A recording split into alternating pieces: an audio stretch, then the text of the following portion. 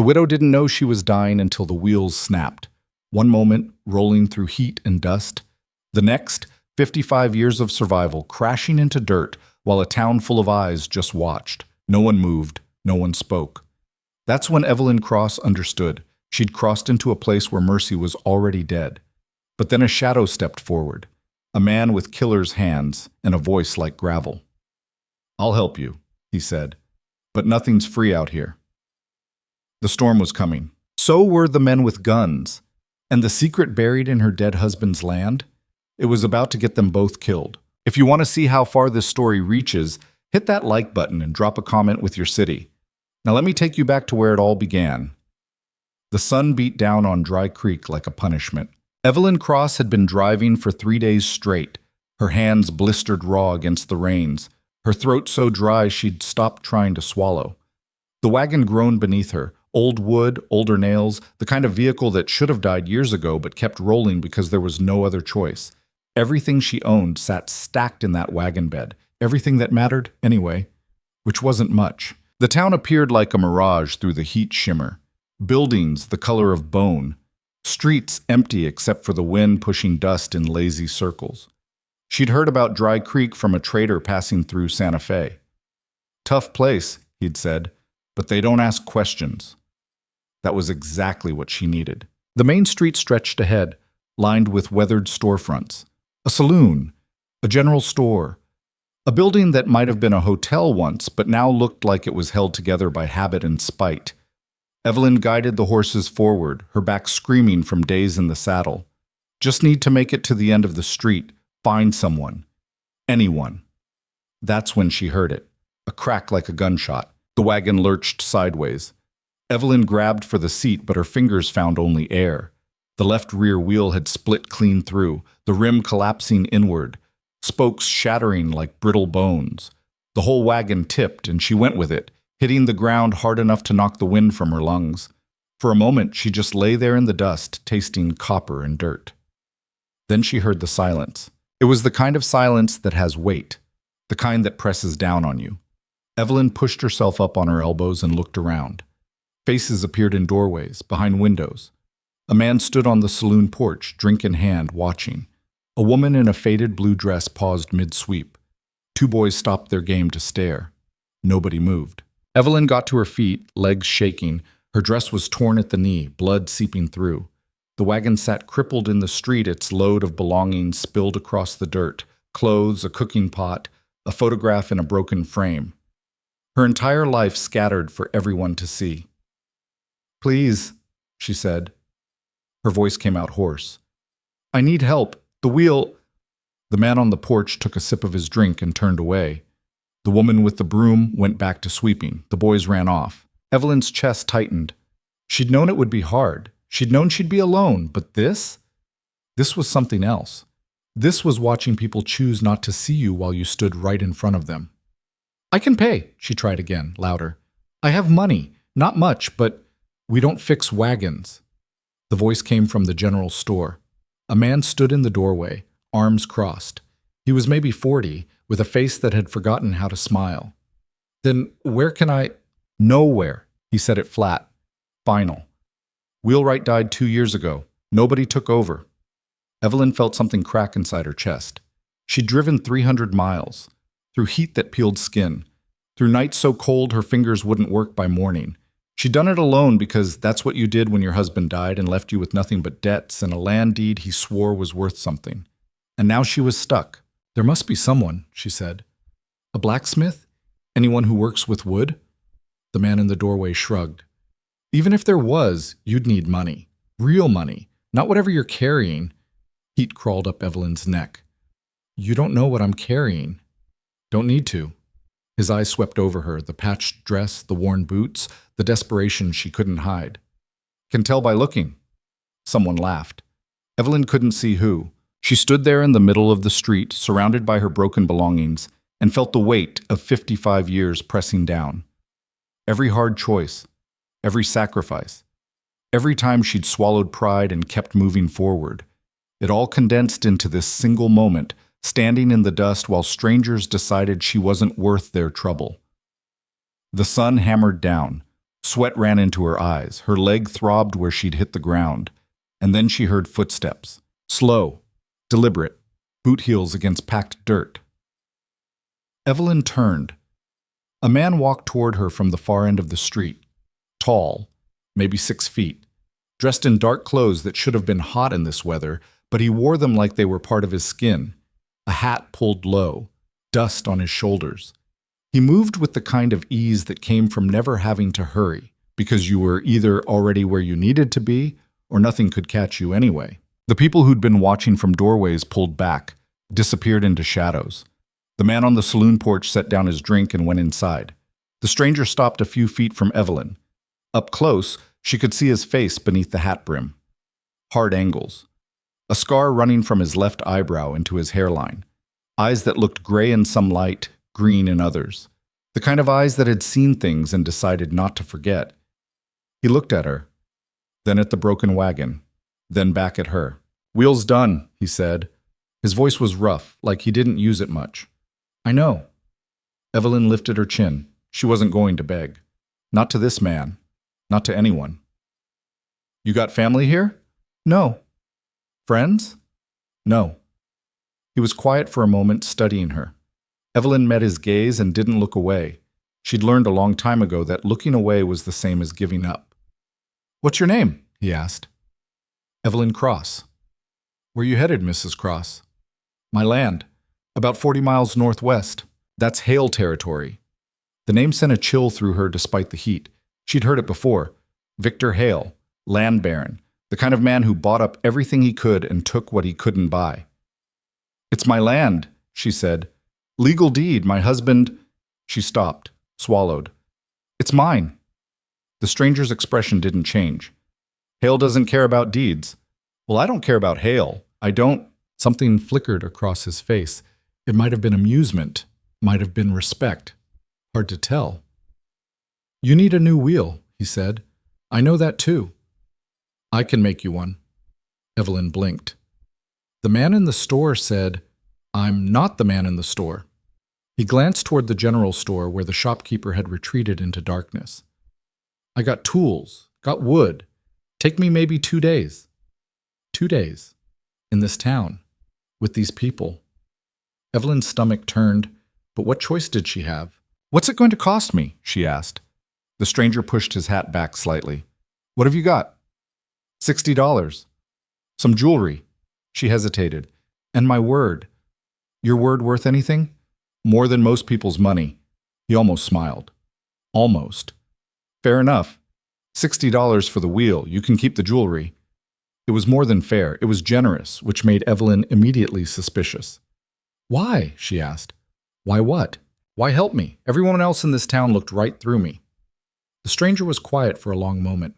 Then he said, "Because I know what it's like to be looked through." He turned and started walking toward what looked like an old stable at the edge of town. After 3 steps, he paused and looked back. "You coming? Or you want to sleep in the street?" Evelyn gathered what she could carry and followed. The stable was bigger than it looked from outside.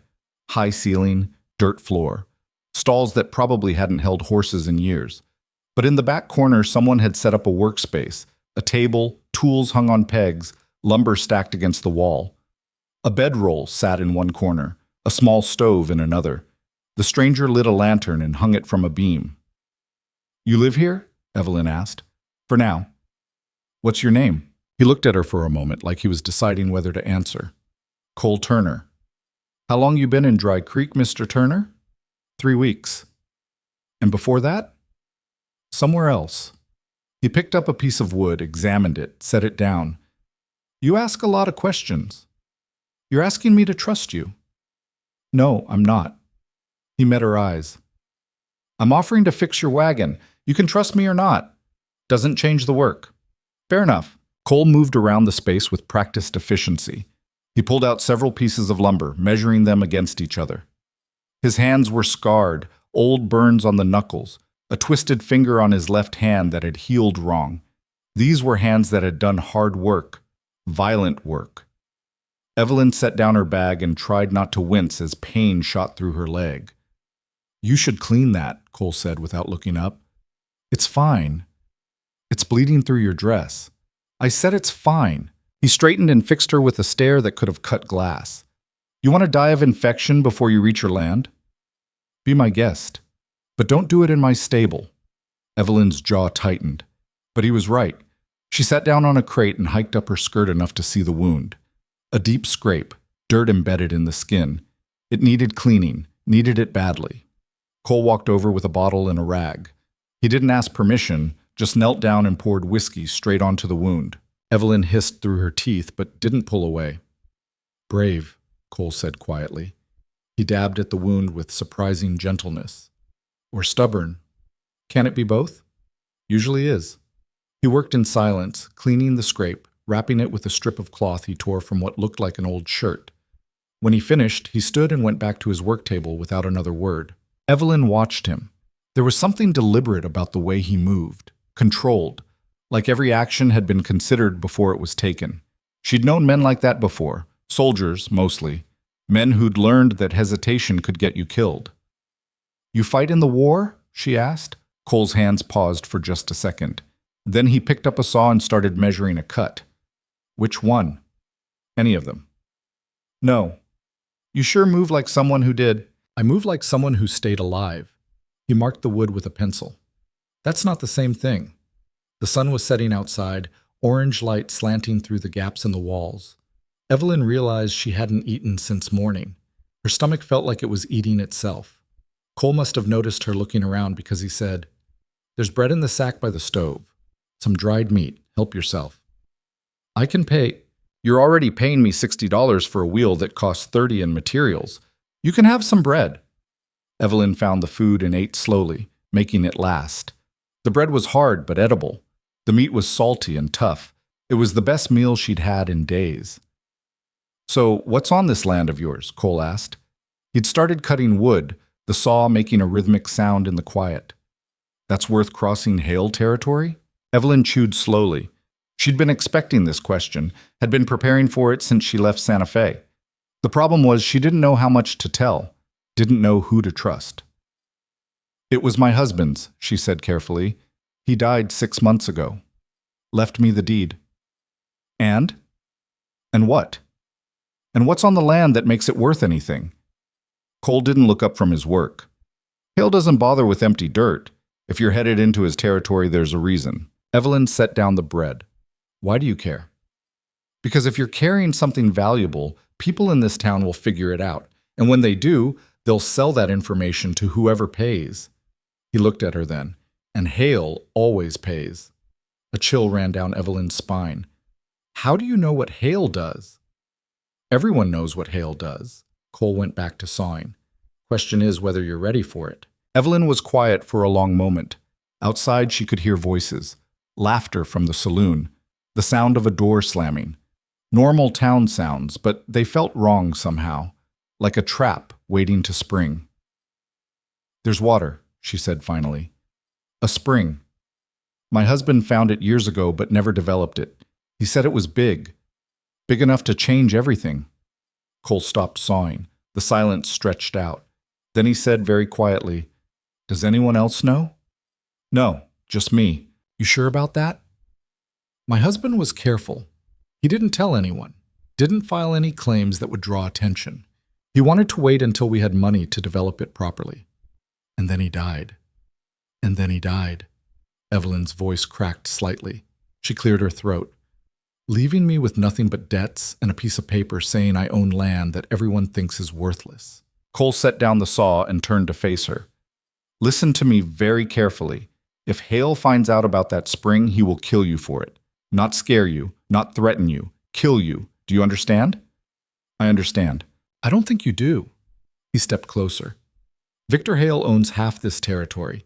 He got it by being smarter and meaner than everyone else. A freshwater spring in drought country? That's not just valuable. That's power. That's control over every ranch, every farm, every town within 100 miles. Which is exactly why I need to get there first, Evelyn said. Develop it. Make it legal. Make it public before he can bury it. You can't develop a spring by yourself. I'll hire help. With what money? You just spent $60 on a wagon wheel. I'll figure it out. Cole laughed. It wasn't a happy sound. You're either very brave or very stupid. You already said it could be both. He stared at her, then he shook his head and went back to his work. I'll have your wheel done in 2 days. After that, you're on your own. I didn't ask for anything else. Good. They didn't speak for the rest of the night. Evelyn woke to the sound of hammering. Early morning light filtered through the stable walls.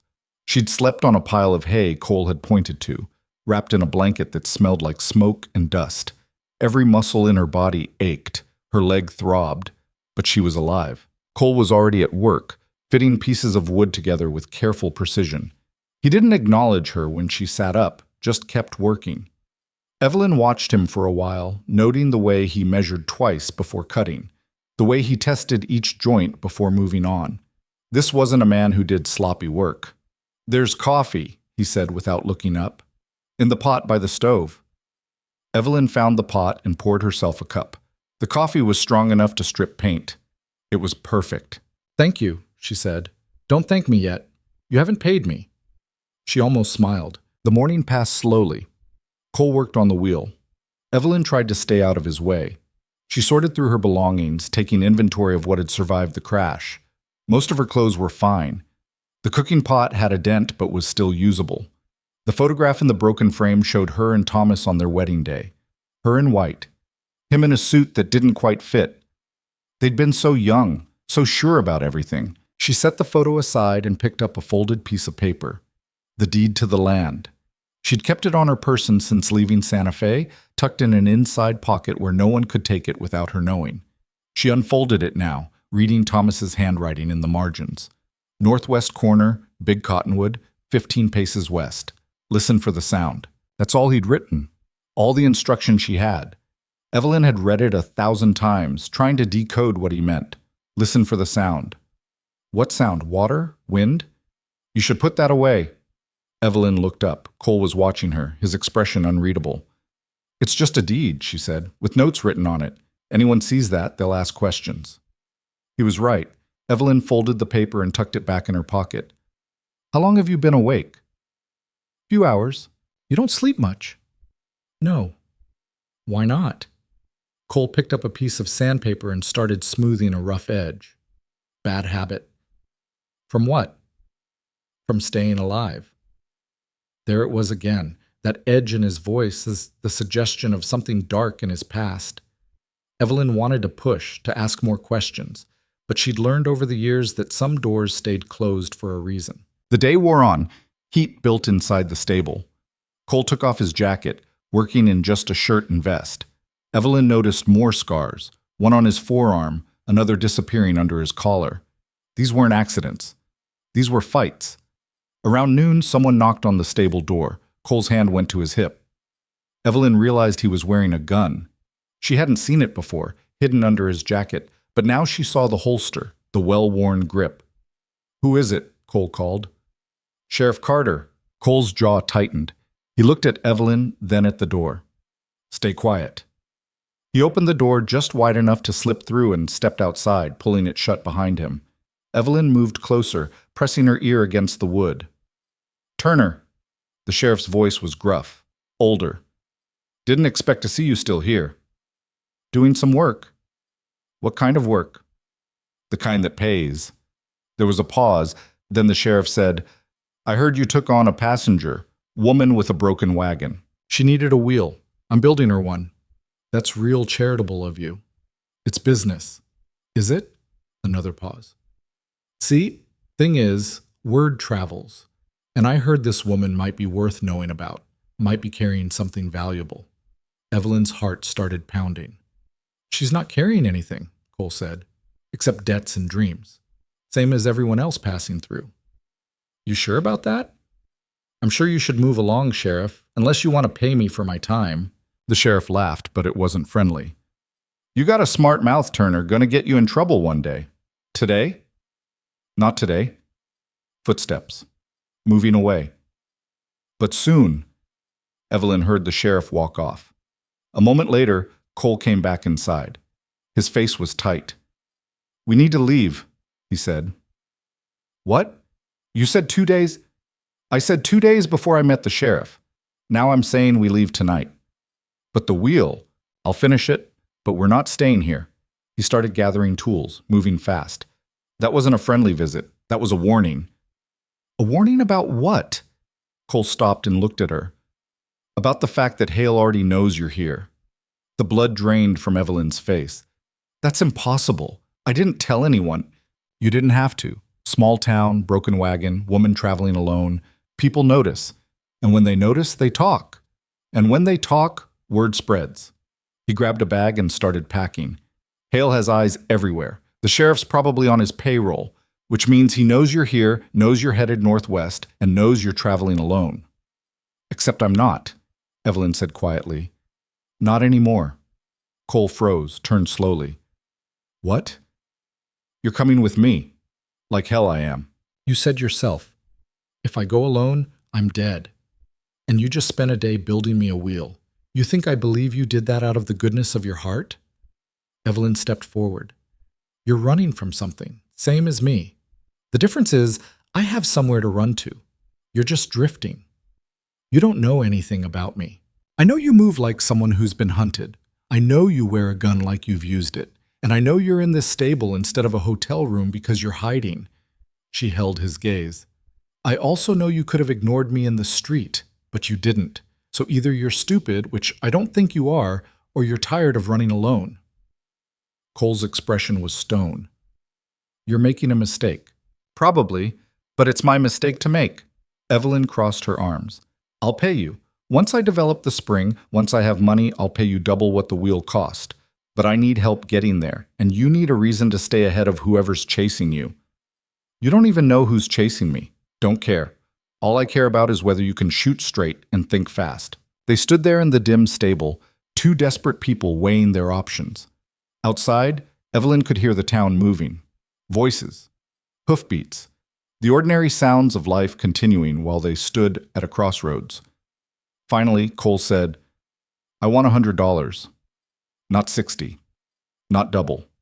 100, paid when we reach your land. Deal. And if we run into trouble, you do what I say. No questions, no arguments. Fine. And if Hale's men find us, you run. You don't wait for me. You don't look back. You run and you keep running until you reach that spring. Understand? Evelyn nodded. Cole looked at her for a long moment, then he turned back to the wheel. I'll have this done in 3 hours. We leave after dark. Thank you. Don't thank me yet, he said. We might both be dead by morning. They left Dry Creek under a moonless sky. Cole had the wheel mounted and the wagon repacked before the saloon closed. Evelyn drove, Cole rode alongside on a horse he'd apparently had stabled somewhere. They didn't speak. Didn't need to. The plan was simple. Put distance between themselves and the town before anyone noticed they were gone. The first hour passed in tense silence. Every sound made Evelyn jump. Every shadow looked like a rider. But the road stayed empty. The night stayed quiet. Around midnight, Cole signaled for a stop. They were in rough country now. Rocky hills, scrub brush, the kind of terrain that ate wagons and horses if you weren't careful. Cole dismounted and walked a slow circle around the wagon, checking the wheel, the horses, the load. How's it holding? Evelyn asked. So far. He looked back toward the south, where Dry Creek would be. But we need to get off the road. Why? Because the sheriff knows which direction we're headed. And if he knows, Hale knows. Which means by dawn, there'll be men looking for us. Evelyn's stomach tightened. How many men? Enough. You've dealt with Hale before?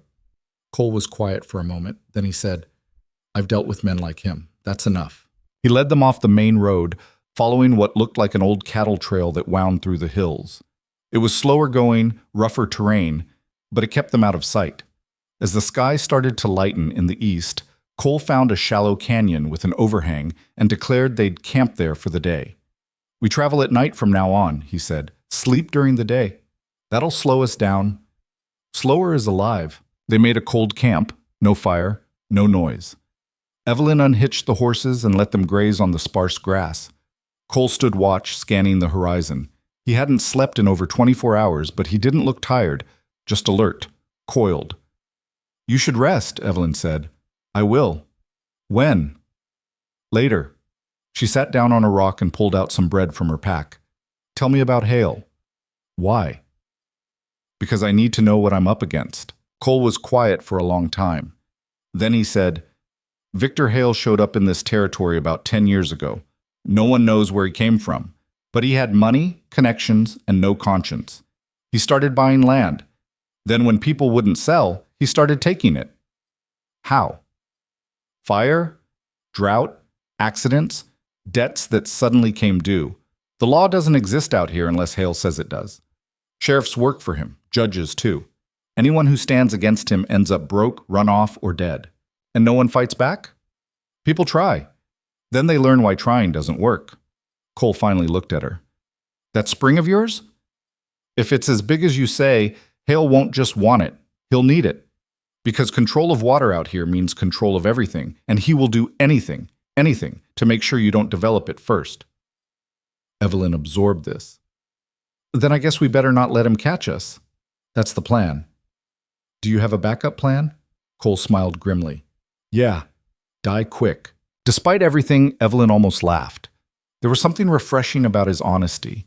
No false promises, no reassurances, just the brutal truth. They sat in silence as the sun rose higher. Heat began to build. The horses stood in the shade of the overhang, tails flicking at flies.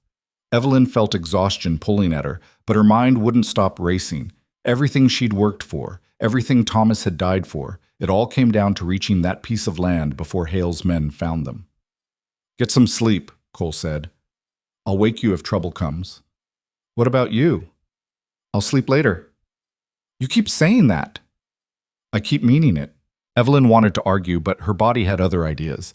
She curled up on the ground, using her bag as a pillow, and was asleep in seconds. She woke to the sound of hoofbeats. Evelyn sat up fast, heart hammering. The sun was lower now, late afternoon.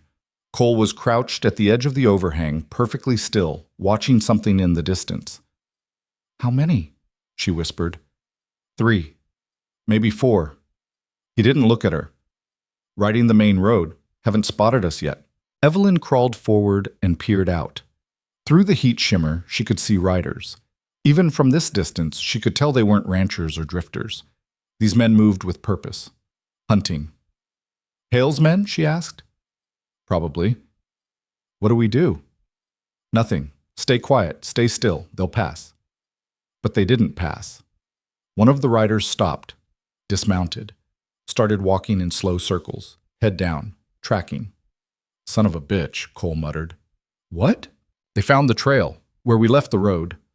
Evelyn's blood turned cold. Can they follow it? In this terrain? Yeah. Cole stood and moved back to the horses. We need to move. Now. But they'll see us. If we stay, they'll find us anyway. At least if we move, we have a chance. He started hitching the horses to the wagon with quick, efficient movements. Grab your things. Anything you can't carry gets left behind. Evelyn threw her belongings into the wagon as fast as she could. Her hands were shaking. Behind them, she could hear the riders getting closer, voices carrying on the wind. Cole swung up onto his horse. Follow me. Stay close. And whatever happens, don't stop. He spurred forward, and Evelyn snapped the reins, sending the wagon lurching after him. They crashed through scrub and rocks, the wagon bouncing violently. Evelyn held on tight, fighting to keep the horses under control. Behind them, she heard shouts. The riders had seen them. Faster! Cole yelled. The wagon screamed in protest, but Evelyn pushed the horses harder. They were running now, full speed across terrain that could kill them, with armed men close behind. Everything blurred, rocks, sky, dust. The sound of hoofbeats thundered in her ears. A gunshot cracked the air. Evelyn ducked instinctively, but the shot went wide. Another shot, this one closer. She could hear the riders gaining, their horses fresher, faster. There, Cole pointed ahead, a narrow gap between two rock formations. Through there. Evelyn aimed for the gap. It looked too narrow, but there was no choice. She drove the horses forward, and they plunged into the opening. The walls closed in on both sides. The wagon scraped against rock, wood splintering, but they made it through, emerging into a wider canyon on the other side. Behind them, she heard curses. The riders' horses balked at the narrow gap. Too risky at full speed, they were pulling up, regrouping. Keep moving! Cole was already ahead, leading them deeper into the canyon. They'll find another way around, but we bought some time. They rode hard for another hour, twisting through canyons and gullies, until finally Cole signaled a stop in a box canyon with high walls and only one way in or out. "Is this safe?" Evelyn asked, gasping for breath. "Nothing's safe." Cole dismounted and immediately started checking their surroundings. "But they can't surround us here. And we can see them coming." Evelyn climbed down from the wagon on shaking legs. Her whole body felt like it had been beaten. "How did they find us so fast?" "Because Hale has resources and determination." Cole pulled his rifle from his saddle. "And because we got unlucky." "What do we do now?" "We wait. See if they find this place. If they do—" He checked the rifle's action. "We fight." Night fell slowly. Cole positioned himself at the canyon entrance, watching.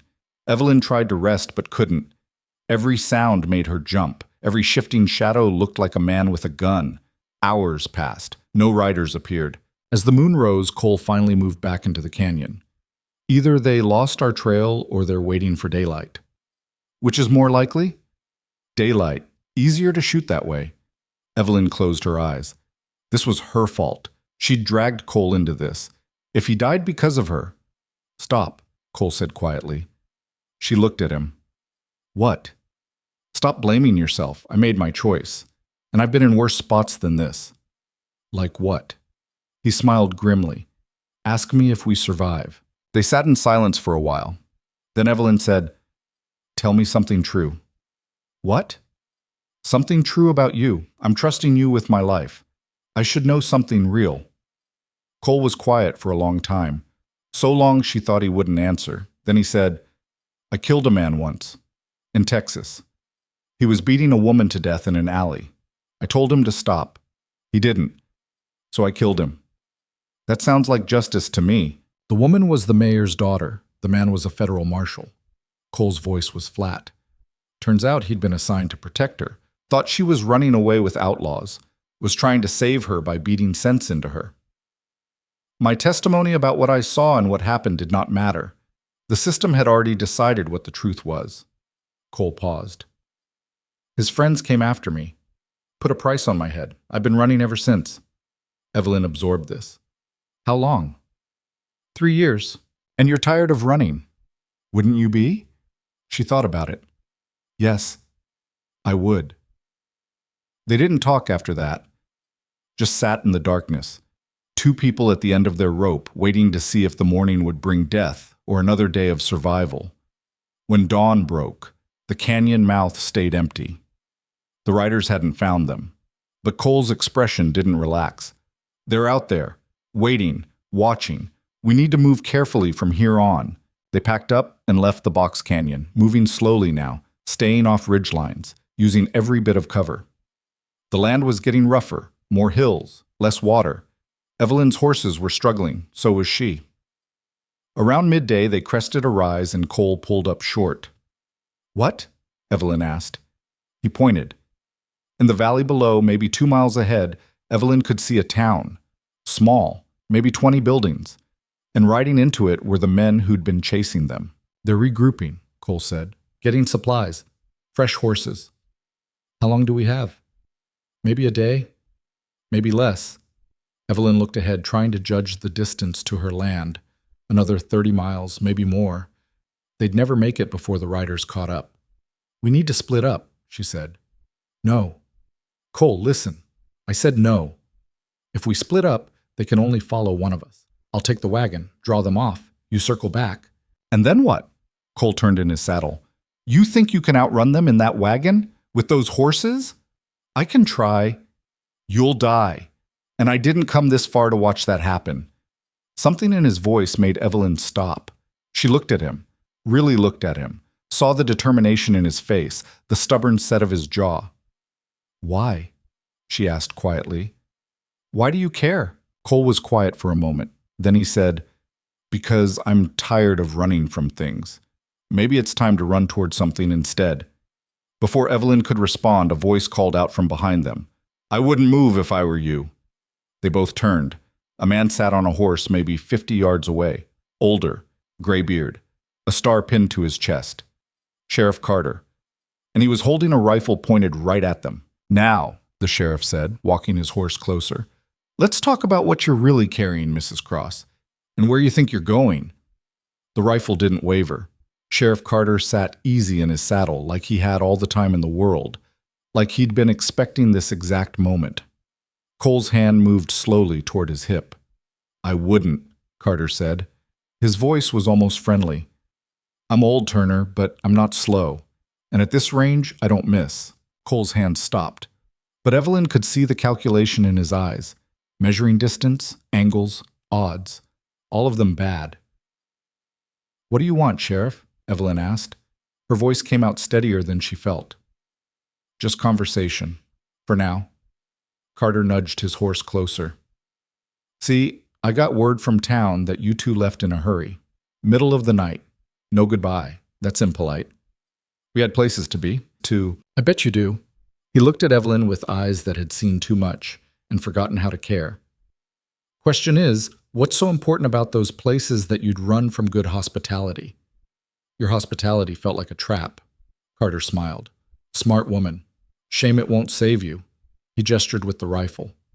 Now, I'm going to ask you both to dismount. Slow. Keep your hands where I can see them. Cole didn't move. And if we don't, then I shoot you and take Mrs. Cross anyway. Your choice. Carter's smile faded.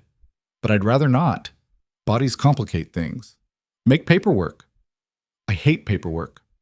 Evelyn looked at Cole. His jaw was tight, but he gave a slight nod. They both dismounted, hands visible, movements careful. Good, Carter said. He stayed on his horse, keeping the high ground. Now, Mrs. Cross, I'm going to need you to tell me what's on that land of yours. The truth this time. I already told you. You told Turner there's a spring. I heard that conversation. Walls in that stable are thinner than you think. Carter's expression hardened. What I want to know is how big, how valuable, and whether Mr. Hale should be interested. Evelyn's heart sank. He'd been listening the whole time, every word. There's nothing, she said. Just dirt and rocks. My husband was a dreamer. He saw things that weren't there. Then why are you risking your life to reach it? Because it's mine. Because I have nowhere else to go. Carter studied her for a long moment. Then he sighed. You're a bad liar, Mrs. Cross. Which means you're honest most of the time. Which means when you do lie, it shows. He shifted in his saddle. I'm going to give you one more chance. Tell me about the spring, and maybe I can work something out where you don't end up dead in a ditch. Don't tell him anything, Cole said quietly. Carter's rifle swung toward Cole. I don't recall asking your opinion. And I don't recall caring what you think. The air went tight. Evelyn could feel the violence coming, like electricity before a storm. She had to do something, say something, anything to break the tension before it exploded. The spring is real, she said quickly. My husband found it. But I don't know exactly where. Just notes on a deed. I was going to search for it. Carter's attention came back to her. Notes? What kind of notes? Directions. Landmarks. Nothing specific. Show me. Evelyn hesitated. The deed was still tucked in her pocket. If she gave it to him, she'd have nothing. No proof, no guide, no hope. I can't, she said. Can't or won't. Does it matter? Carter's expression shifted. Something almost like respect flickered across his face. I suppose it doesn't. He lowered the rifle slightly. Here's what's going to happen. You're going to ride back to Dry Creek with me. We're going to wait there while I send word to Mr. Hale. He'll come, he'll ask his questions, and then he'll decide what happens to you. And if I refuse, then I shoot your friend here and drag you back anyway. Cole tensed, but Evelyn put a hand on his arm. Don't. Listen to the lady, Carter said. She's got more sense than you do. I doubt that, Cole said, but he didn't reach for his gun. Carter gestured with the rifle. Start walking, back toward town. Your horses will follow. They started walking. The sun hammered down. Evelyn's mind raced, trying to find a way out. But with Carter behind them, rifle ready, there was no opening. No chance. They'd gone maybe 100 yards when Cole suddenly stopped. Keep moving, Carter said. Do you hear that? Cole tilted his head.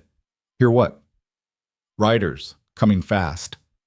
Evelyn listened. At first, nothing. Then, hoofbeats. Multiple horses. From the direction of the town they'd seen earlier. Carter heard it too. His expression changed. Those aren't my men. Then whose are they? Evelyn asked. Hale's. Carter swore under his breath. He must have sent them ahead, didn't want to wait for my word. The riders crested the ridge. 4 of them, spread out, moving with military precision. They saw Carter first, then Cole and Evelyn. One of them raised a hand. The group stopped about 50 feet away. The lead rider was younger than Evelyn expected. Maybe 30. Clean-shaven, expensive clothes. He sat his horse like he'd been born in the saddle. Sheriff Carter, the young man said. His voice was smooth, educated. We've been looking for you, Mr. Dawson. Carter shifted uncomfortably. Didn't expect to see you out here. Mr. Hale sent me personally. He wanted this matter handled with care. Dawson's eyes moved to Evelyn and Cole. I assume these are the people we've been tracking? They are. I was just bringing them in. Were you? Dawson smiled. It didn't reach his eyes. That's interesting, because Mr. Hale gave me explicit instructions to bring them to him directly. Not to the sheriff, not to the town, to him. Carter's face went pale. Now hold on. Do you have a problem with Mr. Hale's instructions, Sheriff? The threat was velvet-wrapped, but it was still a threat. Carter swallowed hard. No, no problem. Good. Dawson dismounted in one smooth motion. He walked toward Evelyn, his men spreading out to cover all angles. Mrs. Cross, I presume? Evelyn said nothing. I'll take your silence as confirmation. Dawson stopped a few feet away. Up close, she could see he was even younger than she'd thought, but his eyes were old, calculating. You've caused quite a bit of trouble. I'm just trying to reach my land. Yes, your land, we've heard about it. Quite the inheritance. He glanced at Cole. And you must be the helper, the drifter who took pity on a widow in distress. How noble. Cole's expression was stone. What do you want? What we want is simple. Mrs. Cross has information about a potential water source. Mr. Hale would like to discuss it with her. Discuss, Cole said flatly. That's an interesting word. Would you prefer negotiate, collaborate? Dawson's smile was sharp. The word doesn't matter. The outcome is the same. Mrs. Cross comes with us. You can leave. Sheriff Carter returns to town. Everyone walks away. Except me, Evelyn said. You'll be treated fairly. Mr. Hale is a businessman, not a barbarian. I've heard different. Dawson shrugged. People say many things, most of them untrue. He held out his hand. Now, I'll need that deed, the one with the notes. I don't have it. Mrs. Cross, please. We both know that's not true. You've kept it close since leaving Santa Fe. Probably in your pocket right now. His voice hardened. Hand it over, or my men will search you, and they won't be gentle. Evelyn's hand moved toward her pocket, but Cole stepped in front of her. She said she doesn't have it, he said. Dawson sighed. Mr. Turner, is it? You seem like a reasonable man. Surely you understand the position you're in. 4 armed men, one of you, the sheriff behind you with a rifle. The mathematics are unkind. I've survived worse math. Have you? Dawson's expression shifted. Recognition flickered in his eyes. Wait, Turner? Cole Turner? Texas 3 years ago. The Marshall incident. Cole went very still. Oh, this is rich, Dawson laughed. You're the one with the price on your head. Federal charges, killing a lawman. He looked at his men. Gentlemen, we're in the presence of a wanted man. The bounty alone would pay for a month's wages. One of the men started to draw his weapon. Cole moved. It happened so fast Evelyn barely registered it. One moment Cole was standing still. The next his gun was in his hand, firing twice. The man who'd been drawing went down. Another man grabbed for his rifle. Cole fired again. The man fell. Then all hell broke loose. Dawson dove for cover. His remaining men opened fire. Carter's rifle boomed. Evelyn dropped flat, hitting the dirt hard. Bullets whined overhead. Someone screamed. Cole grabbed Evelyn's arm and hauled her up. Run! They ran. Behind them, gunfire erupted in earnest. Evelyn's wagon was 20 yards away. Cole shoved her toward it. Get to the horses! Don't stop! She reached the wagon and grabbed the reins. The horses were panicking, eyes rolling. She fought to control them. her hands shaking so badly she could barely hold on. Cole fired 3 more shots at the men behind cover, buying seconds. Then he was on his horse, spurring hard. Go! Go! Evelyn snapped the reins. The wagon lurched forward. More gunfire. Something splintered wood near her head. She crouched low, whipping the horses into a full gallop. They crashed through scrub and over rocks. The wagon threatened to tip with every bounce. Behind them, she could hear shouting. Horses. The chase was on. Left! Cole shouted. Follow the ravine! Evelyn yanked the reins. The wagon slewed sideways, barely holding together. They plunged into a narrow ravine, walls rising on both sides. The horses were foaming, eyes wild. She pushed them harder. A shot rang out, close, too close. Cole returned fire without looking, the recoil barely moving him. They're gaining! The ravine opened into a wider valley. No cover. Nowhere to hide. Evelyn saw it in an instant. If they stayed in the open, they were dead. There! Cole pointed to a cluster of rocks ahead. Get behind those! Evelyn aimed for them, but the wagon was too slow, too heavy. She wasn't going to make it. Cole seemed to realize the same thing. He pulled alongside. Jump! What? Jump to my horse. Now! I can't leave the wagon. It's the wagon or your life. Choose. A bullet smashed through the wagon seat where she'd been sitting a second before. Evelyn stood, balanced on the bouncing wagon, and leaped. She hit Cole's horse behind him, grabbed onto his waist, nearly slid off. His arm clamped around her, holding her in place. The horse screamed but kept running. Behind them, the driverless wagon careened off course and tipped, spilling everything across the ground. Hold tight! Cole spurred the horse harder, racing for the rocks. They made it with seconds to spare. Cole dismounted fast, pulling Evelyn down. The horse bolted, but he let it go. Get down! They dropped behind the rocks as riders thundered past. Evelyn counted 3. No sign of Dawson or the sheriff.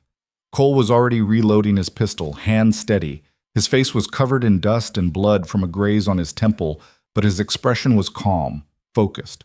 Are you hit? He asked. No. You? I'm fine. He peered around the rock. They're circling back. Won't take long to find us. What do? We make them regret it. Evelyn pulled out the small revolver she'd kept hidden in her dress pocket. Thomas had given it to her years ago. She'd never fired it at a person. Cole glanced at the gun.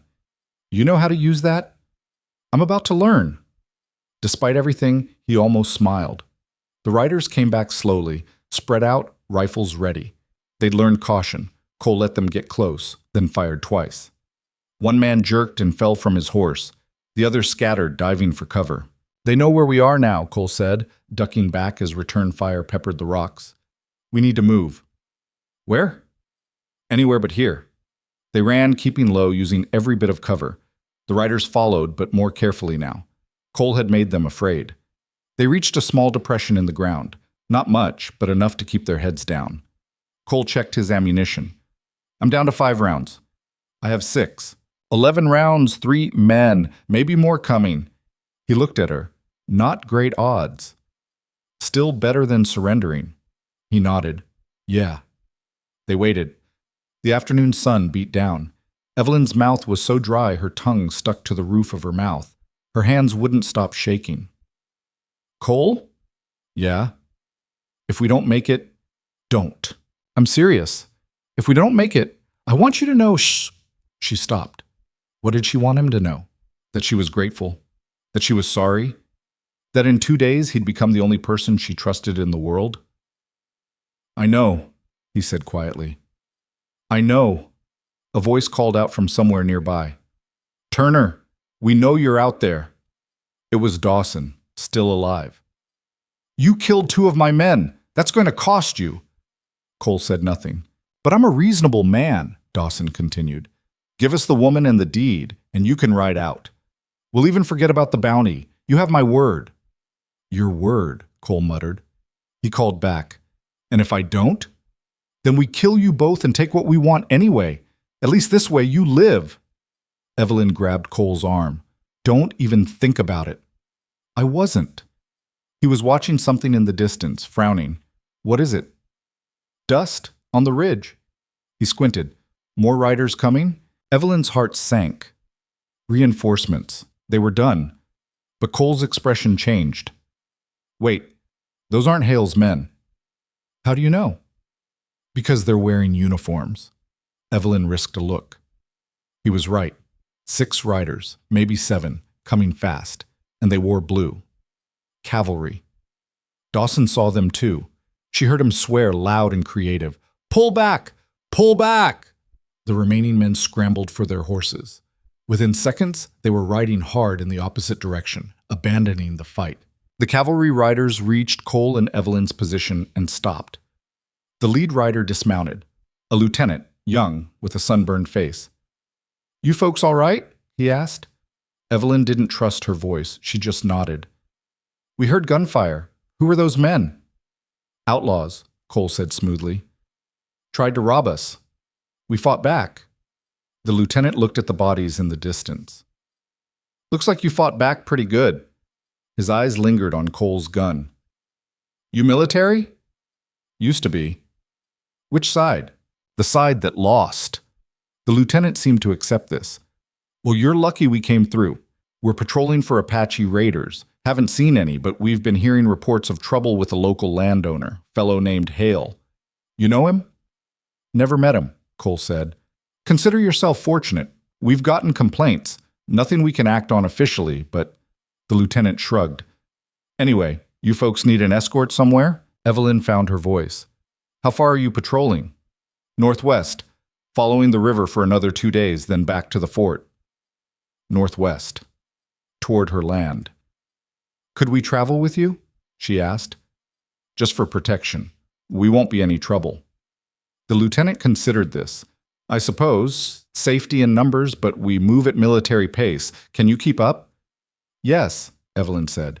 We can. Cole shot her a look. They'd just lost the wagon, lost half their supplies, lost everything except the clothes on their backs and the guns in their hands. But they were alive, and they had an escort. Sometimes that was enough. The cavalry patrol moved efficiently. They gathered Cole and Evelyn's scattered belongings, what little remained after the wagon crash. The horses had run off, but the lieutenant sent 2 men to track them down. They found one. Better than nothing. As the soldiers worked, Cole pulled Evelyn aside. This is temporary. The cavalry can't stay with us forever. I know, but it gives us time. Distance from Hale's men. Until they circle around or send more men. He kept his voice low. We got lucky, Evelyn. That won't happen twice. She knew he was right, but what choice did they have? Keep running? Fight? Die? One day at a time, she said. That's all we can do. Cole looked like he wanted to argue, but the lieutenant called them over. We're moving out in 5 minutes. You'll ride with Corporal Hayes. He's got the supply wagon. It wasn't much, a small wagon pulled by 2 mules. But it was transport. Evelyn climbed up next to a young soldier who couldn't have been more than 19. He nodded shyly and didn't speak. Cole rode alongside on the recovered horse, staying close. They traveled through the afternoon and into evening. The cavalry was professional, alert. They rotated scouts, kept watch. It was the safest Evelyn had felt in days, but safety was an illusion. She knew that now. When they stopped for the night, the soldiers made camp with military precision. Fires were lit, food was distributed, hardtack and beans, but it was hot and filling. Evelyn sat near one of the fires, feeling warmth seep into her bones. Cole found her there. He'd cleaned the blood off his face, but the graze on his temple was still visible. It would scar. You should have that looked at, she said. It's fine. Cole, it's fine, he said again. Softer this time. He sat down next to her. How are you holding up? I don't know. Evelyn stared into the fire. I keep thinking about those men. The ones you shot. Don't. They're dead because of me. They're dead because they chose to hunt you. Because they worked for a man who kills people for profit. Cole's voice was hard. Don't carry that weight. It's not yours. Whose is it? Mine. Hale's. Theirs. He looked at her. Anyone's but yours. Evelyn wanted to believe him, but the images wouldn't leave her mind. Men falling, blood in the dust, lives ending in seconds. Does it get easier? She asked. The killing? Cole was quiet for a long time. No, he said finally. It doesn't. And the day it does, That's when you know you've lost something you can't get back. They sat in silence, watching the fire. Around them, soldiers talked in low voices. Someone played a harmonica. Normal sounds, human sounds. "Tell me about the spring," Cole said. Evelyn blinked. "What?" "Your husband's spring. Tell me what you know." "Why?" "Because I need to know if this is worth dying for." "Fair question." Evelyn pulled out the deed and unfolded it carefully. The paper was creased, stained with sweat and dirt, but Thomas's handwriting was still clear. "He found it by accident," she said, 5 years ago. He was tracking a lost cow and ended up in a canyon. Said he heard water running underground. Dug down a few feet and hit a stream. That's not unusual out here. There are underground streams everywhere. This wasn't just a stream. Thomas said when he broke through, water shot up, like it was under pressure. He had to cover it back up quick before it flooded the whole area. Cole's expression changed. "That's an artesian well." "A what?" "Artesian well. It's when water is trapped underground under pressure. Break the seal, and it flows on its own. No pumping needed." He looked at the deed. "If that's real, it's worth more than anything Hale owns. That's self-sustaining water in the middle of drought country. You could irrigate thousands of acres, build a whole town around it. That's what Thomas said. He wanted to develop it, sell shares, give other ranchers access, but he needed capital, time, legal protection." Evelyn's voice dropped. "He died before he could do any of it. Heart attack. 1 minute he was fine, the next he was on the ground. Gone." "I'm sorry." "Don't be. We had 27 good years. That's more than most people get." She refolded the deed. "Now it's mine to finish. For him. For everyone who's struggling out here." Cole studied her in the firelight. "You really mean that? About sharing the water?" "Of course. What good is surviving if you don't help others do the same?" He shook his head slowly. "You're either the most naive person I've ever met or the bravest." "Can it be both?" He almost smiled. "Yeah, I suppose it can." The lieutenant approached, interrupting them. "We move at dawn. Get some sleep. It's going to be a long day tomorrow." Evelyn found a spot near the supply wagon and lay down on the hard ground. Sleep came in fragments, images of gunfire, horses, dust. She woke twice, heart pounding, before finally giving up and just lying there, watching the stars wheel overhead. Cole never slept. She saw him sitting on watch with the soldiers, rifle across his knees, eyes scanning the darkness. Always alert, always ready, always running. When dawn broke, they moved out. The land changed as they traveled. Flatter, more open. The kind of terrain where you could see for miles, which meant anyone could see you. Around midday, one of the scouts rode back fast. "Lieutenant, movement on the East Ridge." Everyone stopped. The lieutenant pulled out field glasses and scanned the horizon. After a moment, he lowered them. "Riders, maybe 10, hanging back." "Hale's men?" Evelyn asked. "Can't tell. But they're tracking us." He looked at Cole and Evelyn. "This have anything to do with you two?" Cole didn't lie. "Probably." The lieutenant's jaw tightened. "You said you had trouble with outlaws. You didn't say they'd follow us." "Would you have let us come if I did?" "No. That's why I didn't say it." For a moment, Evelyn thought the lieutenant might abandon them right there, but he just sighed. "We're 2 days from the fort. I'm not leaving civilians behind to get picked off." He raised his voice. "Form up. Double time. We're going to put some distance between us and those riders." They pushed hard. The mules pulling the supply wagon struggled. Evelyn clung to the seat as it bounced over rough ground. Behind them, the riders kept pace. Not closing, not falling back, just following. "They're waiting," Cole said, riding close. "Waiting for us to separate from the patrol." "What happens then?" "Then they take us." "Can we outrun them?" Cole looked at her. "On one horse and a mule cart? No." "So what do we do?" "I'm thinking." They traveled until dark, stopping only when the horses couldn't go further. The camp that night was tense. Soldiers kept watch in all directions. Evelyn could feel the fear creeping in, not just hers, but the young soldiers too. Most of them had never seen real combat. Cole sat apart from the group, cleaning his gun. Evelyn joined him.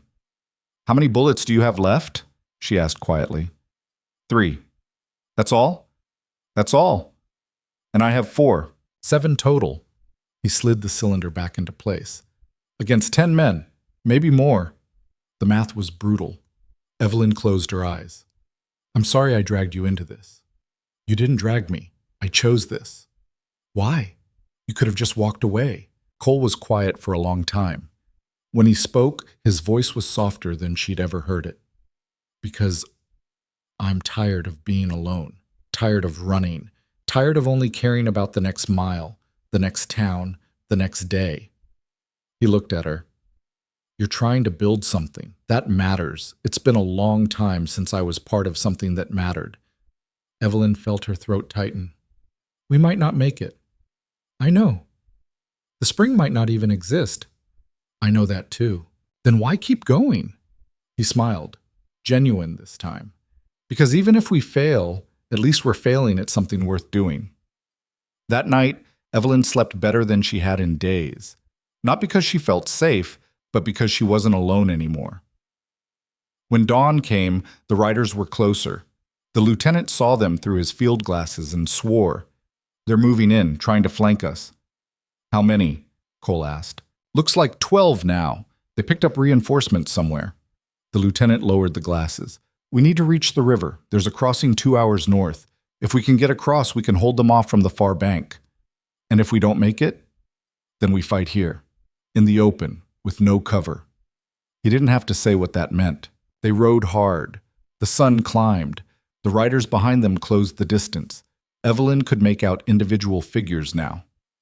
Men with rifles, hard faces, Hale's hunters. The river appeared ahead, a brown ribbon cutting through the land, but the crossing looked shallow, rocky, not much of a barrier. There! The lieutenant pointed to a bend in the river where the banks rose higher. We can defend from there. They reached the position and dismounted fast. The soldiers formed a line, rifles ready. Cole positioned himself on the right flank. Evelyn crouched behind a rock, revolver in hand. The riders stopped about 200 yards out. They spread into a line, waiting. Then one man rode forward alone. Even from a distance, Evelyn recognized him. Dawson. He stopped within shouting range. Lieutenant, I'm not here for you or your men. I'm here for the woman and the man with her. Hand them over and you can ride away. No one needs to die. The lieutenant looked at Cole and Evelyn. That true? They just want you to? Yes, Evelyn said. The lieutenant faced Dawson. These people are under military protection. Leave now or face the consequences. Dawson laughed. Military protection? You have 8 men, Lieutenant. I have 12, plus another 20 coming up behind. You're outnumbered and outgunned. Don't throw away your life for 2 strangers. The lieutenant hesitated. Evelyn saw the calculation in his eyes. He was young, inexperienced. His men were scared. He was going to give them up. Don't, Cole said quietly. Please. The lieutenant looked at him. I have a responsibility to my men, and we're asking you to uphold it. Cole's voice was calm. You said you wouldn't leave civilians behind. Were those empty words, or did you mean them? For a long moment, no one moved. Then the lieutenant turned back to Dawson. My answer is no. Leave now or we open fire. Dawson's expression hardened. Wrong choice. He wheeled his horse and rode back to his line. The attack came fast. Riders charged from 3 sides. Gunfire erupted. The soldiers returned fire, but they were green. Their shots went wide. Cole fired once, twice. Both times, a rider fell. Aim for the horses, the lieutenant shouted. Bring them down. The tactic worked. Several horses went down, throwing their riders, but more men kept coming. They reached the river and started crossing. Fall back, the lieutenant grabbed Evelyn's arm. To the supply wagon, we'll make a stand there. They ran. Bullets kicked up dirt around them. A soldier next to Evelyn screamed and went down. She didn't stop, couldn't stop. They reached the wagon and flipped it on its side for cover. The remaining soldiers formed up behind it. 7 men left, maybe 6. The attackers regrouped on the near bank. They'd taken losses, but not enough.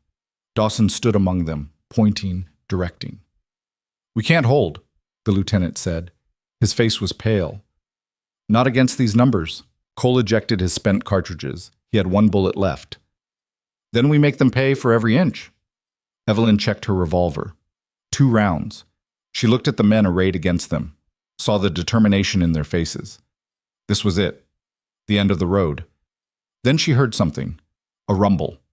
Like thunder, but the sky was clear. Everyone heard it. The attackers turned, confused. Over the ridge behind Dawson's men came riders. Not cavalry, not Hale's men. Something else. Evelyn counted at least 30, maybe more. They wore a mix of clothes, ranch hands, farmers, townspeople, armed with whatever they could carry. At their head rode a man in his 60s with a gray beard and a Winchester rifle. He rode straight at Dawson and stopped 10 feet away. "You're trespassing," the old man said. His voice carried like he was used to being heard. "This is open range, protected land. You've got 5 seconds to turn around and leave before we start shooting." Dawson stared at him. "Who the hell are you?" "Name's William Cross. That woman you're chasing, she's my daughter-in-law." He raised his rifle. "And you just made the last mistake of your life." Evelyn's breath caught in her chest. She stared at the old man on horseback, trying to process what she was seeing. William Cross. Thomas's father. The man who'd disowned his son 20 years ago for marrying a woman without money or connections. The man she'd never expected to see again. Dawson recovered first. His hand moved toward his gun. "This doesn't concern you, old man. That's where you're wrong." William's rifle didn't move. Behind him, 30 guns stayed trained on Dawson's men. "This land belongs to my family. Has for 3 generations. You're hunting my kin. That makes it my concern." "Your kin?" Dawson's eyes flicked to Evelyn. "The widow? She's nothing, a broke woman with a worthless deed." "Funny thing about deeds," William said. "They're only worthless until someone wants what's written on them." He nudged his horse forward a step. "Now I'm going to ask you one more time. Turn around and ride out, or we put you in the ground right here." Dawson looked at his men. They were outnumbered now, badly. His jaw worked. Evelyn could see him calculating, weighing his options. Pride versus survival. Finally, he raised a hand. "Fall back, all of you." "Mr. Dawson," one of his men started. "I said fall back." Dawson's voice cracked like a whip. He glared at William. "This isn't over." "Sure it is," William said. "You just don't know it yet." Dawson wheeled his horse and rode hard to the south. His men followed, some casting nervous glances back. Within minutes, they were gone, dust marking their retreat. The silence that followed felt unreal. Evelyn stood behind the overturned wagon, her legs shaking so badly she had to grip the wood to stay upright. The soldiers were looking at each other, not quite believing they were still alive. William dismounted slowly. He was older than Evelyn remembered, lines carved deep in his face, shoulders stooped slightly. But his eyes were the same. Hard, uncompromising. He walked toward her with deliberate steps. Evelyn stepped out from behind the wagon. They stood 10 feet apart, studying each other. "William," she said. Her voice came out hoarse. "Evelyn." He looked her over, the torn dress, the dirt, the exhaustion. "You look like hell." "I feel like it." "Where's my son?" The question hit her like a fist. Evelyn had known it was coming, but that didn't make it easier. "Dead 6 months ago, heart attack." Something flickered across William's face. Pain, maybe. Or regret. Hard to tell. He was always weak, even as a boy. Doctors said he wouldn't make it past 30. He made it to 52. Still weak. But William's voice cracked slightly on the words. Evelyn felt anger rising in her chest. "He was twice the man you are. He built something, cared about people. Didn't spend his life pushing everyone away."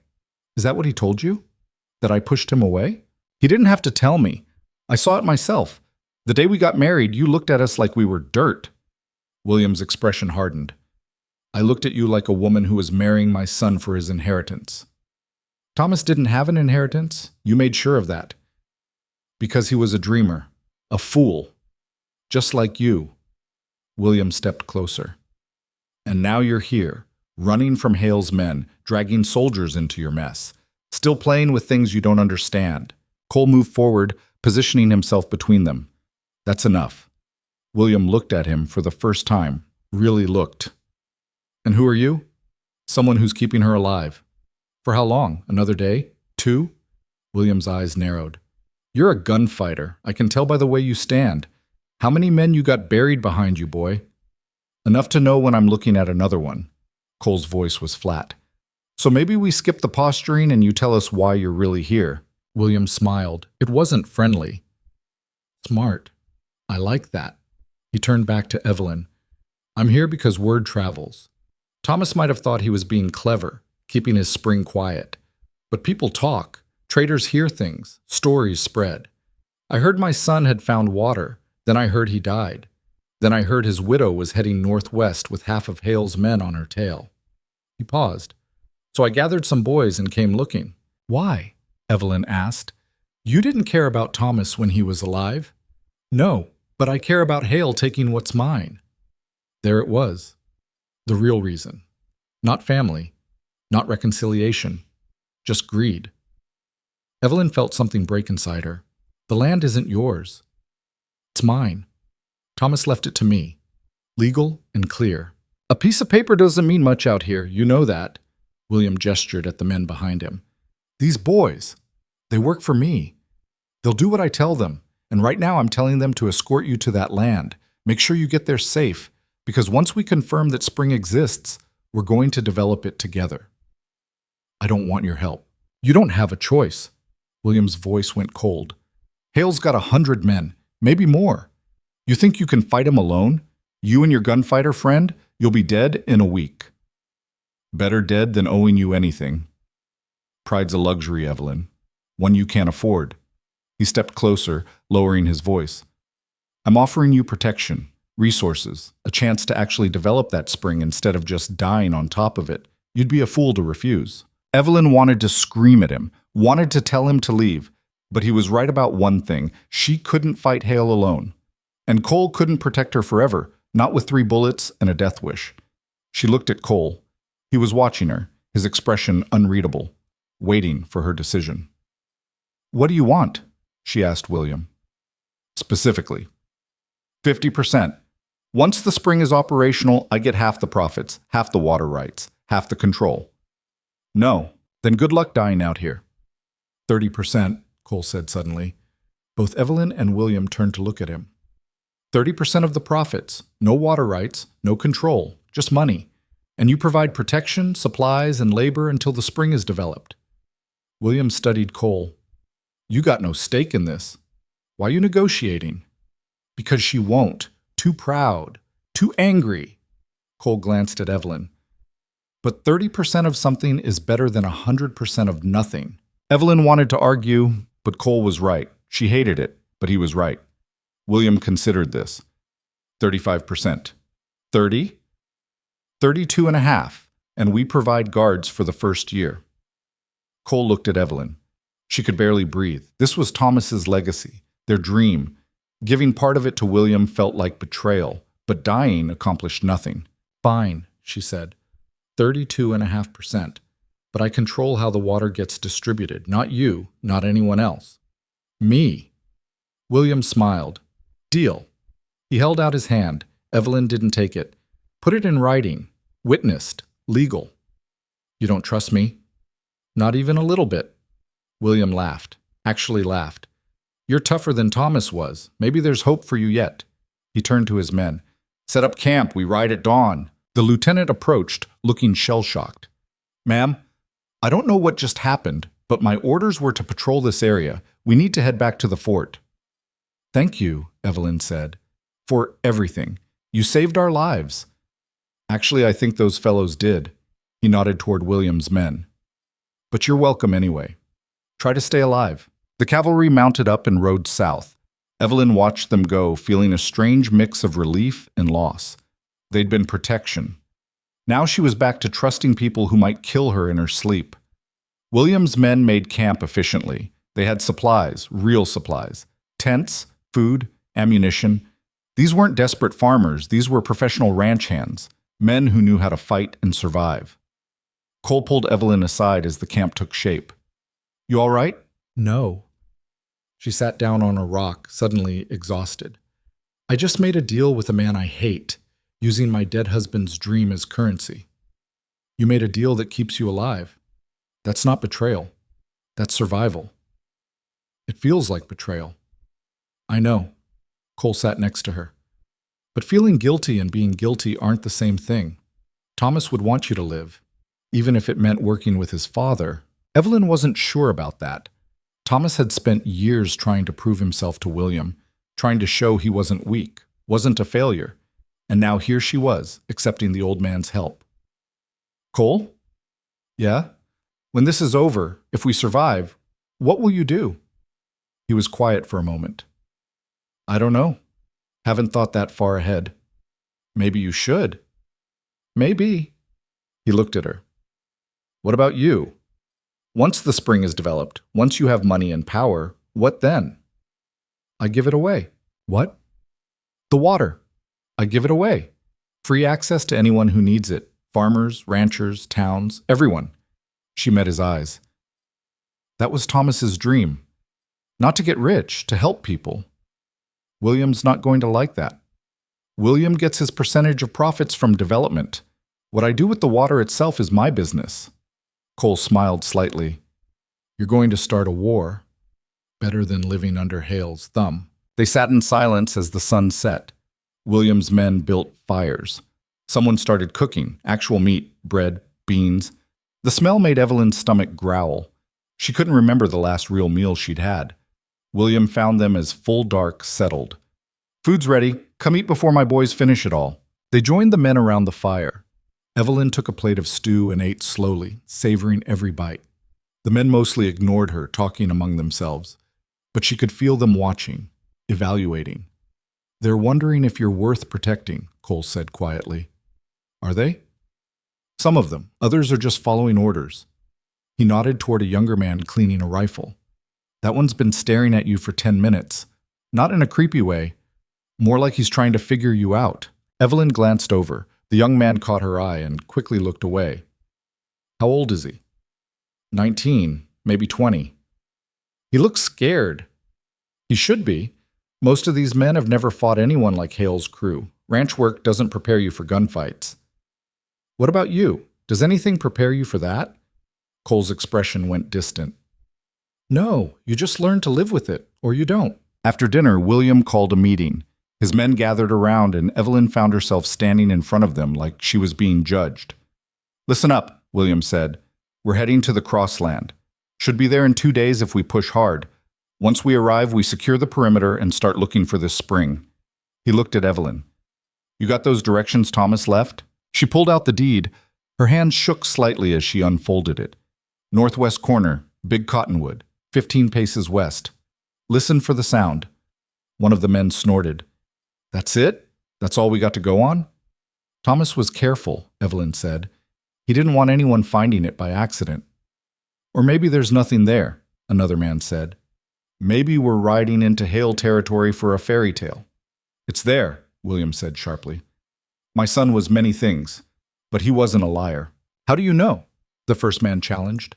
You hadn't spoken to him in 20 years. William's face went hard.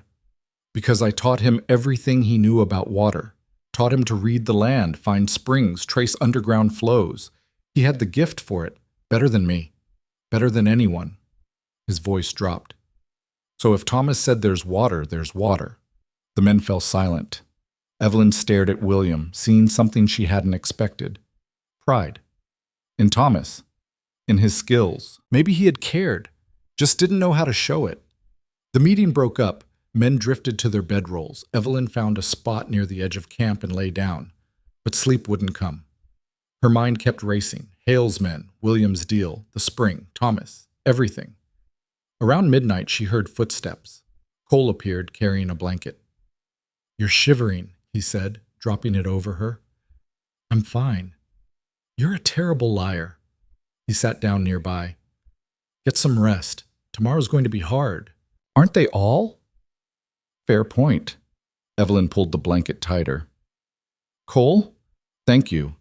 For the deal with William, I couldn't have done that. You would have, eventually. No, I would have told him to go to hell and gotten us both killed. Probably. He smiled slightly. But that's why you've got me, to keep you from dying out of spite. Despite everything, Evelyn laughed. It felt good, real. She fell asleep to the sound of Cole's breathing and the crackle of dying fires. Dawn came too fast. William had everyone mounted before the sun cleared the horizon. They rode in formation, scouts ahead, main group in the middle, guards at the rear. Military discipline, ranch hand style. The land changed as they traveled. Rockier, drier. The kind of territory that looked like it had given up trying to support life. But Evelyn knew what Thomas had known. Sometimes the best water was in the worst places. Hidden. Waiting. Around noon, one of the scouts came racing back. "Riders, North Ridge!" Everyone stopped. William raised his hand. "How many?" "Can't tell, but they're following us." "Hale's men?" "Probably." William swore. "All right, we keep moving, but stay alert. If they attack, we form up defensive. No heroes. Understand?" The men nodded, but Evelyn could see the fear creeping in. These were ranch hands, not soldiers. They'd signed up for escort duty, not war. They rode on. The followers stayed visible but distant. A reminder. A threat. "They're waiting for something," Cole said, riding beside Evelyn. "What?" "Don't know, but they're not attacking, which means they want us to reach the land." "Why would they want that?" "Because once we find the spring, once we show them exactly where it is, they can take it. Kill everyone and claim it was empty land, no witnesses." Evelyn's blood ran cold. "So we're leading them right to it." "Yeah. What do we do?" Cole looked at the men around them. "We hope William's got a plan, because I'm out of bullets and ideas." That night, they camped in a narrow valley. William posted guards on all sides. Evelyn could see the fires of their followers on the ridge above. At least 20 men, maybe more. They weren't hiding anymore. William gathered his core group, Evelyn, Cole, and 5 of his most trusted men. "We're walking into a trap," he said bluntly. "They're going to let us find the spring, then take it. Kill us all." "So what's the play?" one of the men asked. "We find the spring tomorrow, confirm it exists, then we collapse the entrance, hide it again." "That defeats the whole purpose," Evelyn said. "It keeps us alive. We can reopen it later once we have real protection, legal claims, maybe even federal support." "And if they attack before we can hide it?" William smiled grimly. "Then we fight, and we make sure enough of them die that the rest think twice about trying again." It wasn't much of a plan, but it was all they had. Evelyn tried to sleep but couldn't. She kept thinking about Thomas, about how he'd found this spring, kept it secret for years, died before he could share it, all that work, all that hope. And now it might end in blood and failure. Cole found her sitting by the dying fire. "Can't sleep?" "No, me neither." He sat down. "Evelyn, if things go bad tomorrow, don't. Listen, if things go bad, you run. You take the fastest horse and you ride hard. Don't look back. Don't wait for anyone. I'm not leaving you. You have to. This spring, what it represents, that's bigger than me. Bigger than both of us. If you die, Hale wins. He takes the water, controls the territory, and nothing changes. And if I live but everyone else dies, what kind of victory is that?" Cole reached out and took her hand. His grip was strong, steady. "The kind that matters. Because you'll keep fighting. You'll make this mean something." Evelyn looked at their joined hands. "When did you start caring about meaning?" "When I met someone who believed in it." They sat like that until dawn, neither speaking, just holding on. Morning broke gray and cold. The followers were closer now, less than a mile, waiting. William led them northwest, following the landmarks on Thomas's deed. They passed old fence posts, dried creek beds, rock formations. The land rose gradually, then opened into a broad canyon with steep walls. "There," William said, pointing. "Big cottonwood, only tree for miles." They rode toward it. The tree was ancient, twisted by wind and time. Its roots ran deep, searching for water that had to be there somewhere. Evelyn dismounted. Her heart was pounding so hard she could hear it in her ears. She pulled out the deed and read Thomas's words again. 15 paces west. Listen for the sound." She walked. 1, 2, 3, counting steps. The ground under her feet was hard, cracked. 10, 11, 12, 13, 14, 15. She stopped and listened. At first, nothing. just wind and the creak of saddle leather. Then, there, faint, a hollow sound, like the earth was breathing. "Here," she said. "Dig here." William's men grabbed shovels and started digging. The dirt was hard, but they worked fast. 1 foot down, 2 feet, 3. Then one of the shovels punched through into empty space. Water erupted. Not a trickle, not a stream. A geyser shooting up 10 feet, 20, spraying everyone, cold and clear and unstoppable. "Cover it," William shouted. "Cover it now." The men scrambled, trying to cap the flow, but it was too powerful. Water spread across the ground, pooling, running downhill, and on the ridge above, Dawson's men saw it all. "Riders incoming!" one of William's scouts screamed. They came from 3 directions at once. At least 30 men, maybe 40, guns drawn, closing fast. "Defensive positions!" William roared. "Form up!" But there was no time.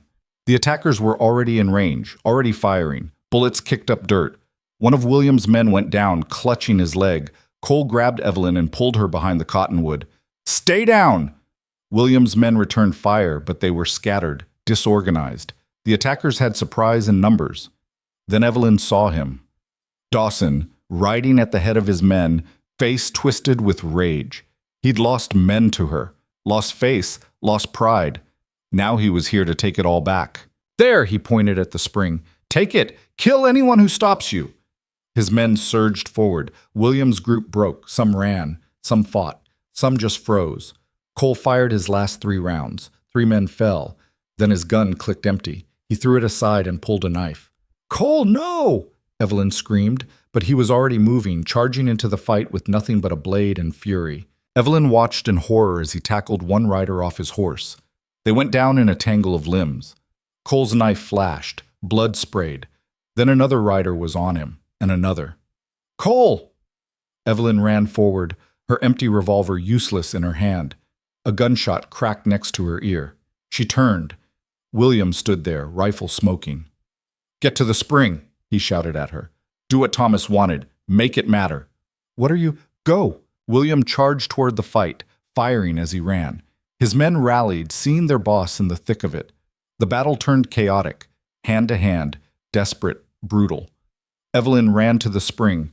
Water still poured out, unstoppable. She could see it now, the power Thomas had described. Enough water to change everything, enough to kill for. She pulled out the deed. Her hands were shaking so badly she could barely hold it. All the directions, all the proof, everything Hale needed. She looked at the paper, at Thomas's handwriting, at 27 years of love and loss and hope. Then she held it over the water and let it go. The paper dissolved, ink running, words bleeding away until nothing remained but pulp. Behind her, she heard someone scream, turned to see Cole on the ground, 3 men on top of him, blood everywhere.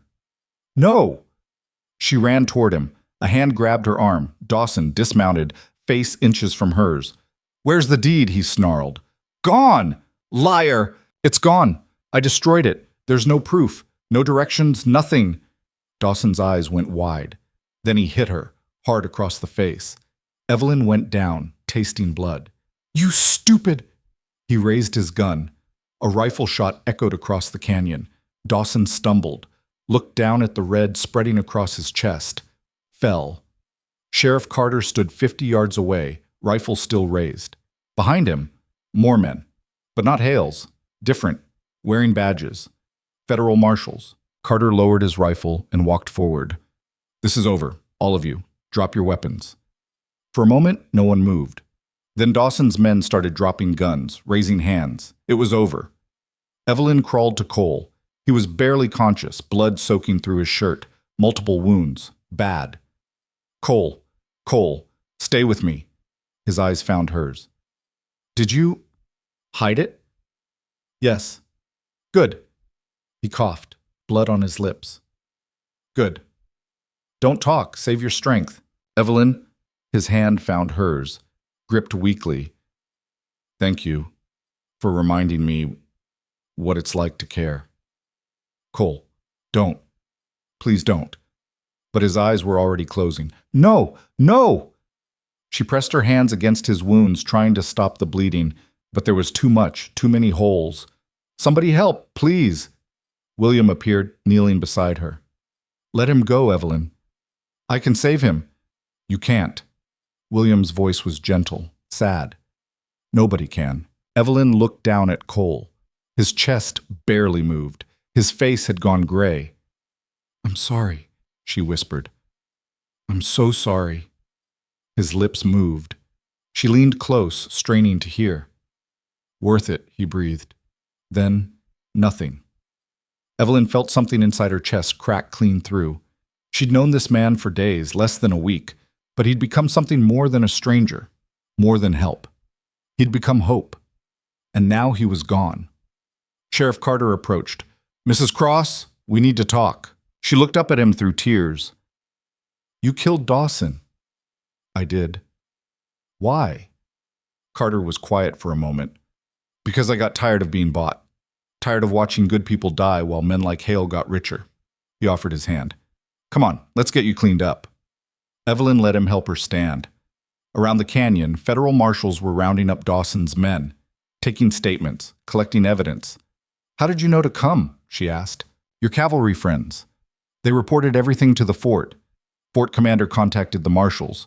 We've been building a case against Hale for months. This was the proof we needed. Proof of what? Murder, extortion, land theft. Enough to hang him twice over. Carter looked at the spring, still flowing. That water's yours, Mrs. Cross. Legal and clear. Nobody's taking it from you now. Evelyn stared at the water. All that power, all that possibility. And all she could think about was the price paid to reach it. William stood at the edge of the spring, watching it flow. He looked old, tired. Thomas was right, he said quietly. This could change everything. Evelyn walked over to him. He wanted to share it, give it to people who needed it. I know. So that's what I'm going to do. William looked at her. That'll make you poor. I don't care. And enemies. I have those already. He smiled slightly. You're more like my son than I thought. He held out his hand. Partners? Evelyn looked at the hand, thought about Thomas, about Cole, about all the people who died to get her here. She took it. Partners, but I control the water. Agreed. The marshals worked through the afternoon, processing prisoners, documenting the scene. Bodies were wrapped and loaded onto horses. 14 dead in total, 7 of William's men, 6 of Dawson's, and Cole. They buried him that evening as the sun set over the canyon. No preacher, no ceremony, just dirt and silence. Evelyn stood at the grave long after everyone else left. The spring ran nearby, its sound constant, eternal. I'll make it mean something, she said to the grave. I promise. The water kept flowing, and somewhere in the distance thunder rolled. The storm was coming. The rain started before midnight. Not a gentle rain, but the kind that came down in sheets, turning the canyon floor into a river of mud. Evelyn stood under a makeshift shelter, watching water run in streams past Cole's grave. The spring kept flowing beneath it all, mixing with the storm, unstoppable. William found her there as the first light of dawn broke gray and cold. You need sleep, he said. I need a lot of things. Evelyn didn't look at him. Sleep isn't one of them. The marshals are leaving in an hour, taking the prisoners to Fort Davis for trial. Carter's going with them. Good. They want your testimony about what happened, about Hale's operation. I'll give it. William was quiet for a moment. Then he said, I'm sorry about Turner. He was a good man. You didn't know him. No, but I saw what he did. That's enough. Evelyn finally turned to look at him.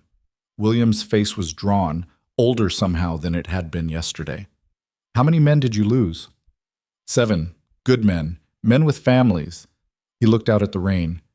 This water better be worth it. It will be, if we do this right. And what's right, Evelyn? Give it away for free? Watch people fight over it anyway? Turn this place into another battleground? Thomas had a plan. Thomas is dead. William's voice was hard. And so is your gunfighter.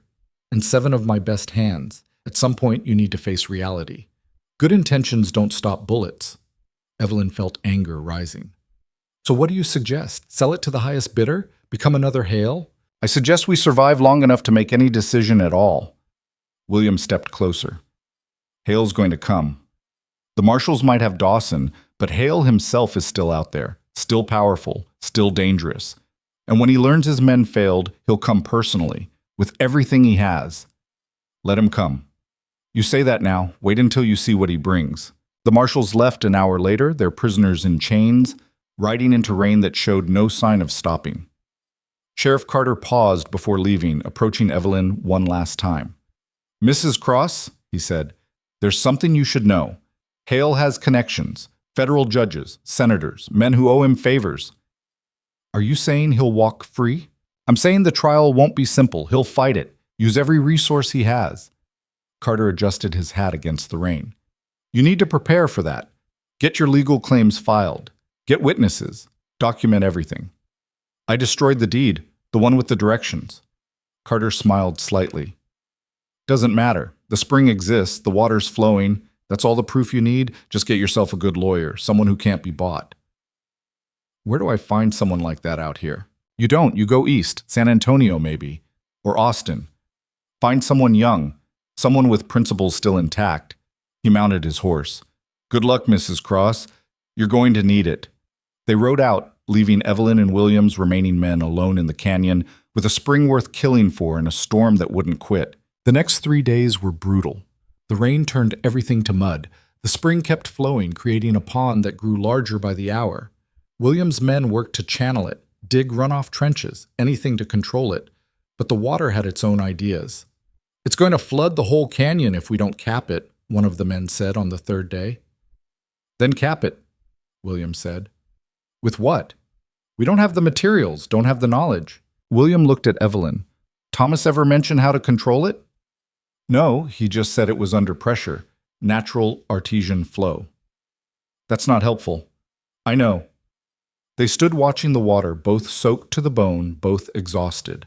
Around them, men struggled with shovels and sandbags, fighting a losing battle against geology. "We need an engineer," Evelyn said, "someone who understands hydraulics, water systems." "Where are we supposed to find that?" "I don't know. But if we don't figure it out, this spring will be useless. Just a flood waiting to destroy everything around it." William swore. "All right, I'll send riders. See if we can find someone in Santa Fe, or even Denver if we have to." "That'll take weeks." "You got a better idea?" She didn't. The riders left that afternoon. William sent 3 of his best men with money and instructions to find an engineer, a lawyer, and anyone else who might be useful. That left them with 12 men, 1 widow, and a water source they couldn't control. The storm finally broke on the 4th day. The sun came out, harsh and sudden. Steam rose from the wet earth.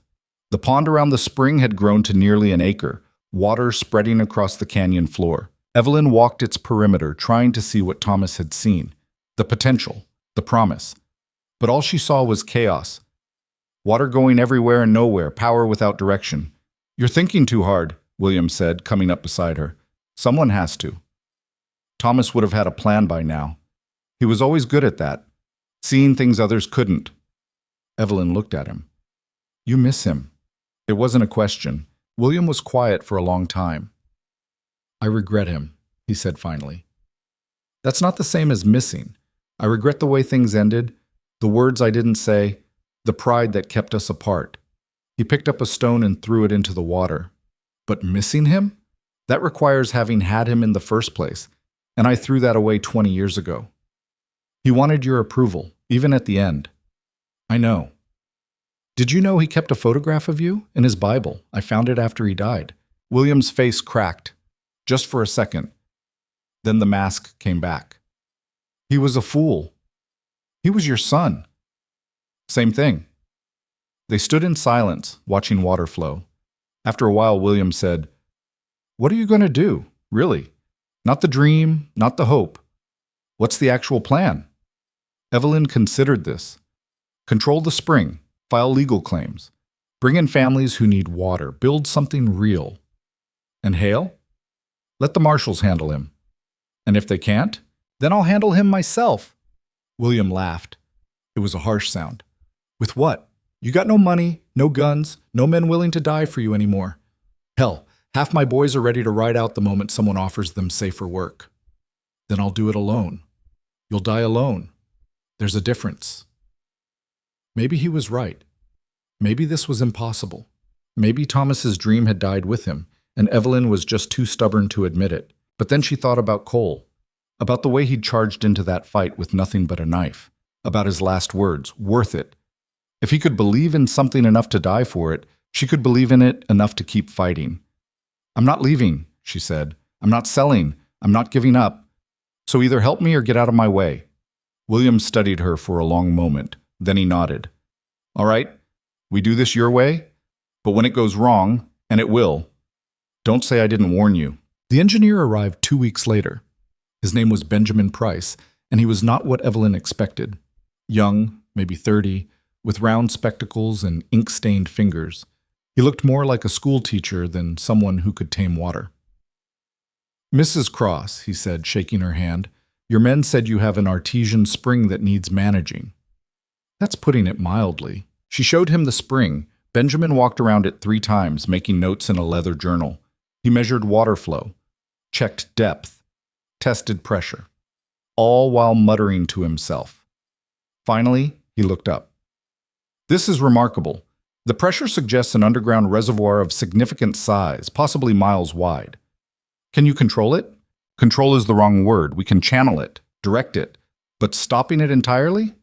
He shook his head. That would be like trying to stop a river at its source. Possible in theory, disastrous in practice. So what do we do? Benjamin smiled. We build infrastructure, channels, cisterns, distribution points. We turn this from a flood into a resource. He gestured at the canyon. With proper engineering, you could irrigate 50,000 acres, support a dozen towns, transform this entire territory. How long would that take? Years, and significant capital. How much capital? He did some quick calculations.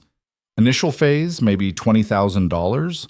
Full development, closer to $100,000. Evelyn's heart sank. She had maybe $300 to her name. William had resources, but nothing like that. There are other options, Benjamin said quickly. We could start small, build basic distribution, prove the concept, then seek investors once we have something to show. How small? $5,000? Maybe less if we use local labor and materials. Still impossible, but less impossible. William appeared, having listened to the conversation. I can front 3,000, but that's all. Any more, and I'm risking my ranch. I'll find the rest, Evelyn said. How? I don't know yet, but I will.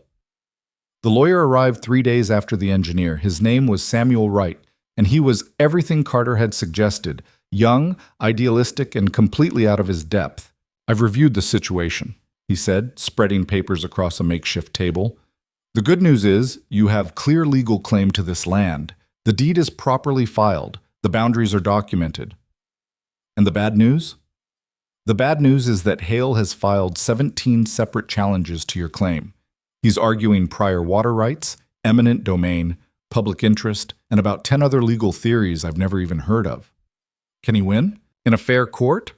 No, but there are no fair courts out here. Every judge within 300 miles owes Hale something. Money, favors, their careers. Samuel looked tired. We need to take this to federal court, somewhere his influence doesn't reach. How long will that take? Months, maybe a year. We don't have a year. Then we need to move fast. File preemptive claims. Establish use and occupancy. Bring in settlers who can testify to the water's importance. He paused. Basically, we need to make this spring so integrated into the community that taking it would cause a public outcry. How do we do that? Samuel smiled. You start giving water away. Over the next month, word spread. A widow on the Crossland was offering free water, real water, flowing water. Families started arriving, farmers who'd lost their crops to drought, ranchers whose wells had run dry, townspeople desperate for relief. Evelyn met them all, took their names, heard their stories, and gave them water. Some stayed, built makeshift camps around the spring, offered to work in exchange for continued access. Benjamin put them to work digging channels, building cisterns, creating the infrastructure that would make the spring sustainable. The settlement grew, 10 families, then 20, then 50. A town was forming, organic and unplanned. Someone opened a general store. Someone else started a blacksmith shop. A woman from Missouri began teaching children under a canvas tent. William watched all this with growing concern. "You're creating a target," he told Evelyn. "The bigger this gets, the more Hale will want to destroy it. Or the harder it will be for him to destroy it. Don't count on that." But Evelyn had no choice. This was the plan. The only plan. Build something so real, so necessary, that taking it would be impossible. The first attack came on a Tuesday. 5 men rode in at dawn, guns drawn, demanding to see whoever was in charge. Evelyn met them in the center of the growing settlement, William at her side. "This land belongs to Mr. Hale," their leader said, a thick man with a scarred face. "You're trespassing." "This land belongs to me. I have the deed." "Deeds can be challenged, are being challenged." "Then take it up with a judge." The man smiled. "Mr. Hale doesn't need judges. He just needs you gone." He looked around at the families watching. "All of you. You got 24 hours to clear out. After that, we start burning." "You can't," Evelyn started. "We can, and we will." The man leaned forward in his saddle. "This is your only warning, Mrs. Cross. Don't waste it." They rode out, leaving fear in their wake. The families gathered around Evelyn. Some wanted to leave immediately. Others wanted to fight. Most just looked scared. "What do we do?" one of the farmers asked. Evelyn looked at William. He shook his head slightly. "We can't win a fight, not against Hale's numbers." "Then we don't fight," Evelyn said. "We stay. And we dare them to attack families, children, in broad daylight." "They'll do it," William said. "Don't doubt that. Maybe. But it'll cost them. Public opinion. Legal standing. Whatever moral ground they think they have." She raised her voice so everyone could hear. "I'm not leaving. This is my land, my water. Anyone who wants to leave can go. I won't judge. But I'm staying." Silence. Then one man stepped forward. "I'll stay." Another. "Me too." A woman with 3 children.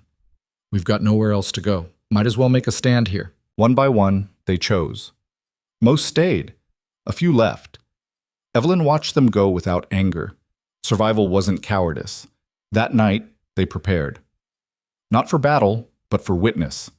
Benjamin suggested they document everything: who was there, why they'd come, what the water meant to them. Samuel started taking statements, building a legal record. "If they attack," he said, "we want proof, evidence, something that can be used in court." "If they attack, we'll be dead," someone muttered. "Then we make sure the story survives even if we don't." The 24 hours passed. Dawn came. The settlement waited. Noon. Still waiting. Sunset. Nothing. "They're not coming," William said. But he didn't sound relieved. He sounded worried. "Why not?" Evelyn asked. "Because they're planning something bigger, something we're not ready for." He was right. The summons arrived 2 days later, delivered by federal marshals. Victor Hale was suing Evelyn Cross for water theft, trespassing, and destruction of property. The hearing was set for 3 weeks in Santa Fe. Samuel read the documents with growing alarm. This is bad. He's got 3 judges signed on to the complaint. Federal backing. They're arguing that the spring is a public resource that can't be privately controlled. "But it's on my land.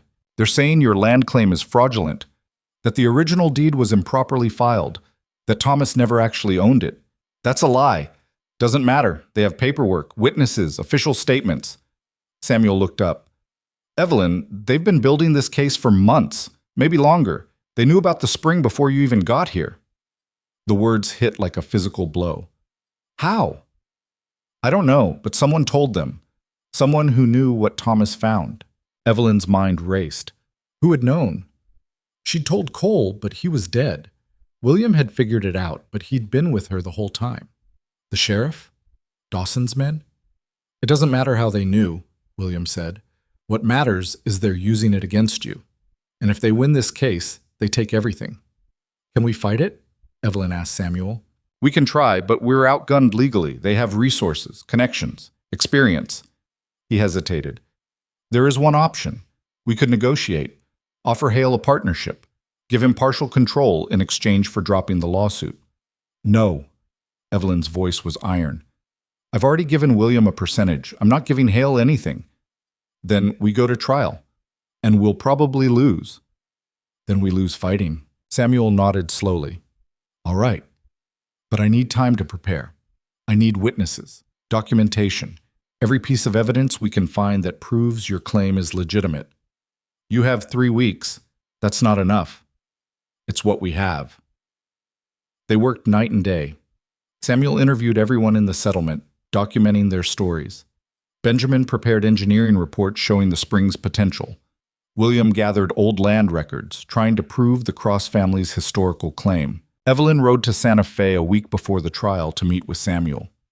The town was bigger than she remembered, more civilized, but underneath she could feel Hale's influence everywhere. His name on buildings, his men on street corners, his power like a weight pressing down. Samuel had rented a small office. Papers covered every surface. He looked like he hadn't slept in days. "Tell me we have a chance," Evelyn said. "We have a chance." He didn't sound convinced. "Hale's lawyers are good, but they're arrogant. They think this is already won. That might give us an opening." "What kind of opening?" "I've been researching water law. There's precedent for private control of springs, but only if they're actively being used for public benefit. Which you are." He showed her a stack of depositions. "These families, their testimony proves you're not hoarding the water. You're sharing it. That matters legally. Will it be enough?"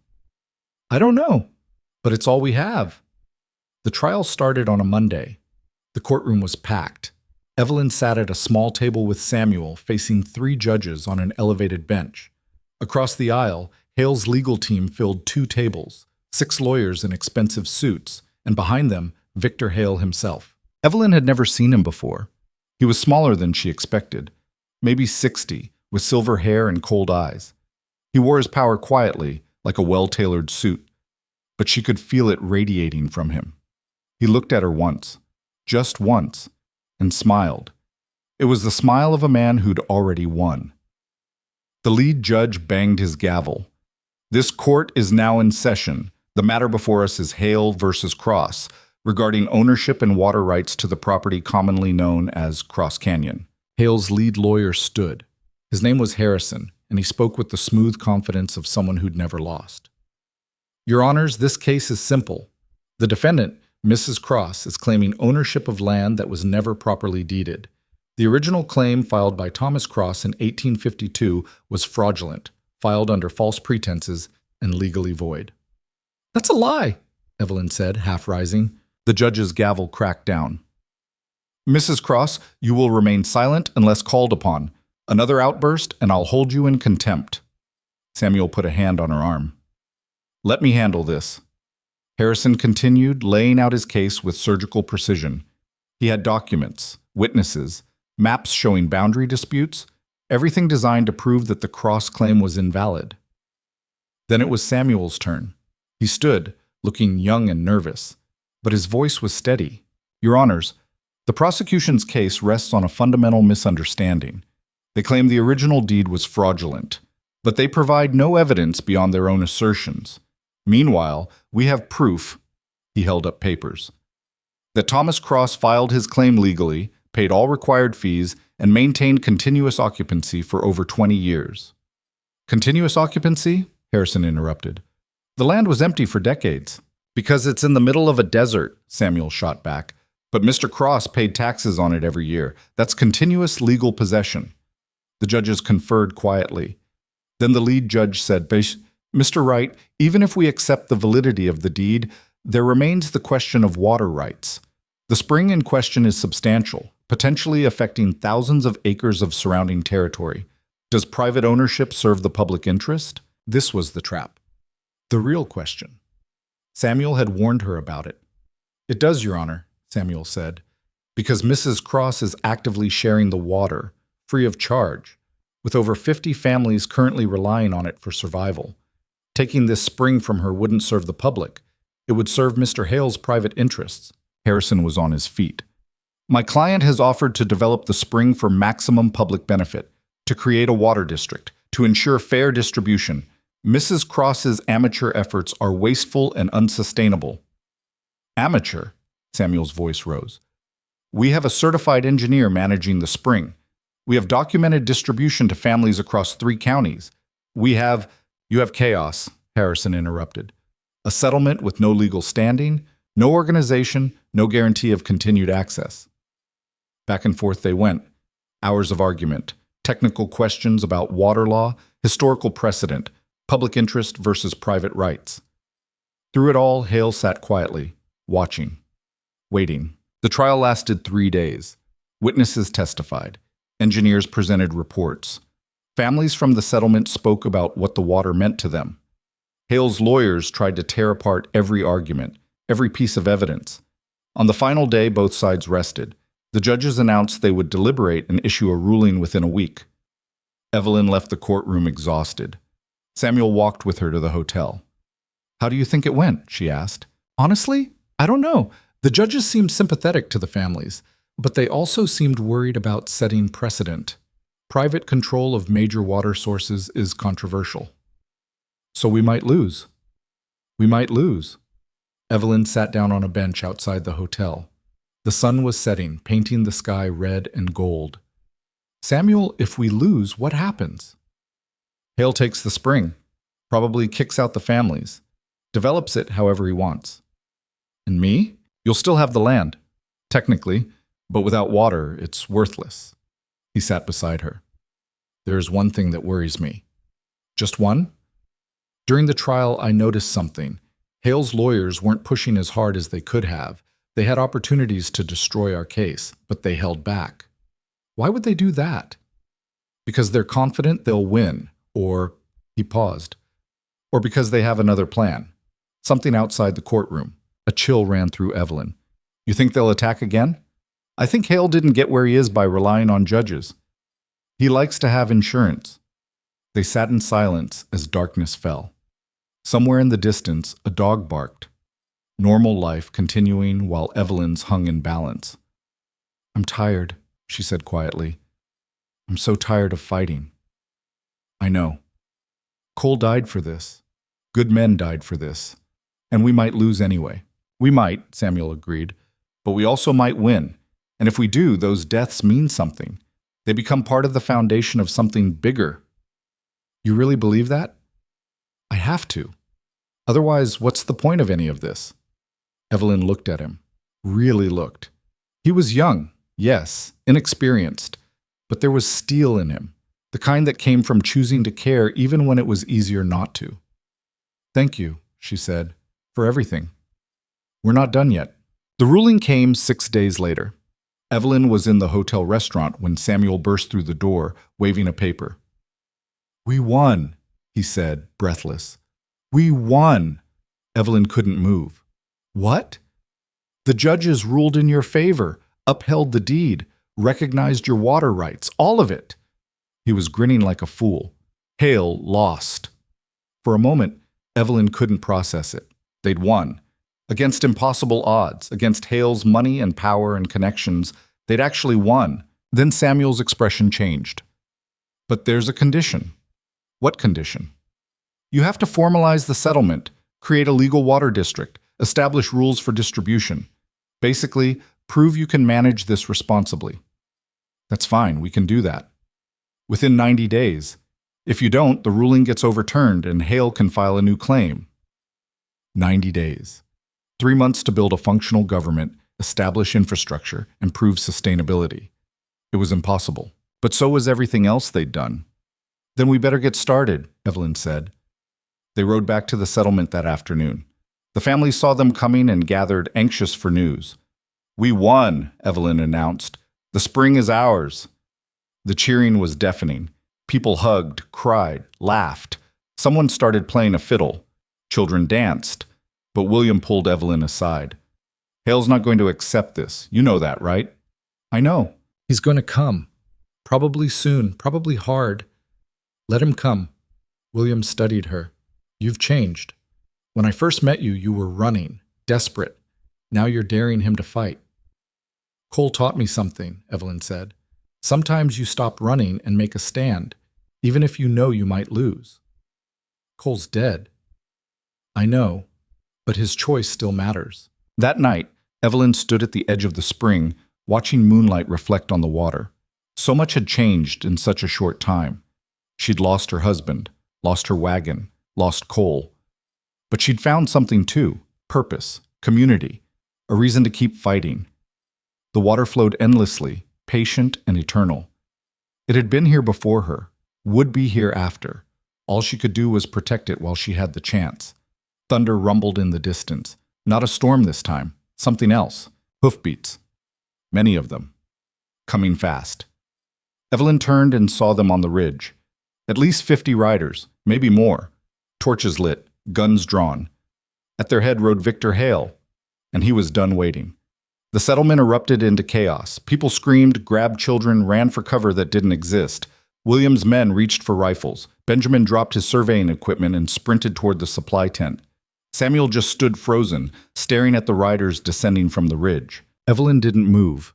She watched Hale lead his men down the slope with the calm precision of someone who'd done this before, who knew exactly how much fear 50 armed riders could generate, who understood that terror was a weapon sharper than any blade. "Get everyone to the center," she said to William. Her voice was steady, too steady. "Evelyn, do it, now." William hesitated, then started shouting orders. The families gathered in a tight cluster around the spring, parents shielding children, men forming a perimeter with whatever weapons they could grab. Farm tools, hunting rifles. One man held a shovel like it was a sword. Hale's riders formed a circle around the settlement, cutting off any escape. The torches cast dancing shadows. Evelyn counted 53 men, all armed, all waiting. Hale dismounted slowly. He was smaller up close, almost frail, but power didn't come from size. It came from will, and his was absolute. He walked forward until he stood 20 feet from Evelyn, close enough to talk, far enough to stay safe. "Mrs. Cross," he said.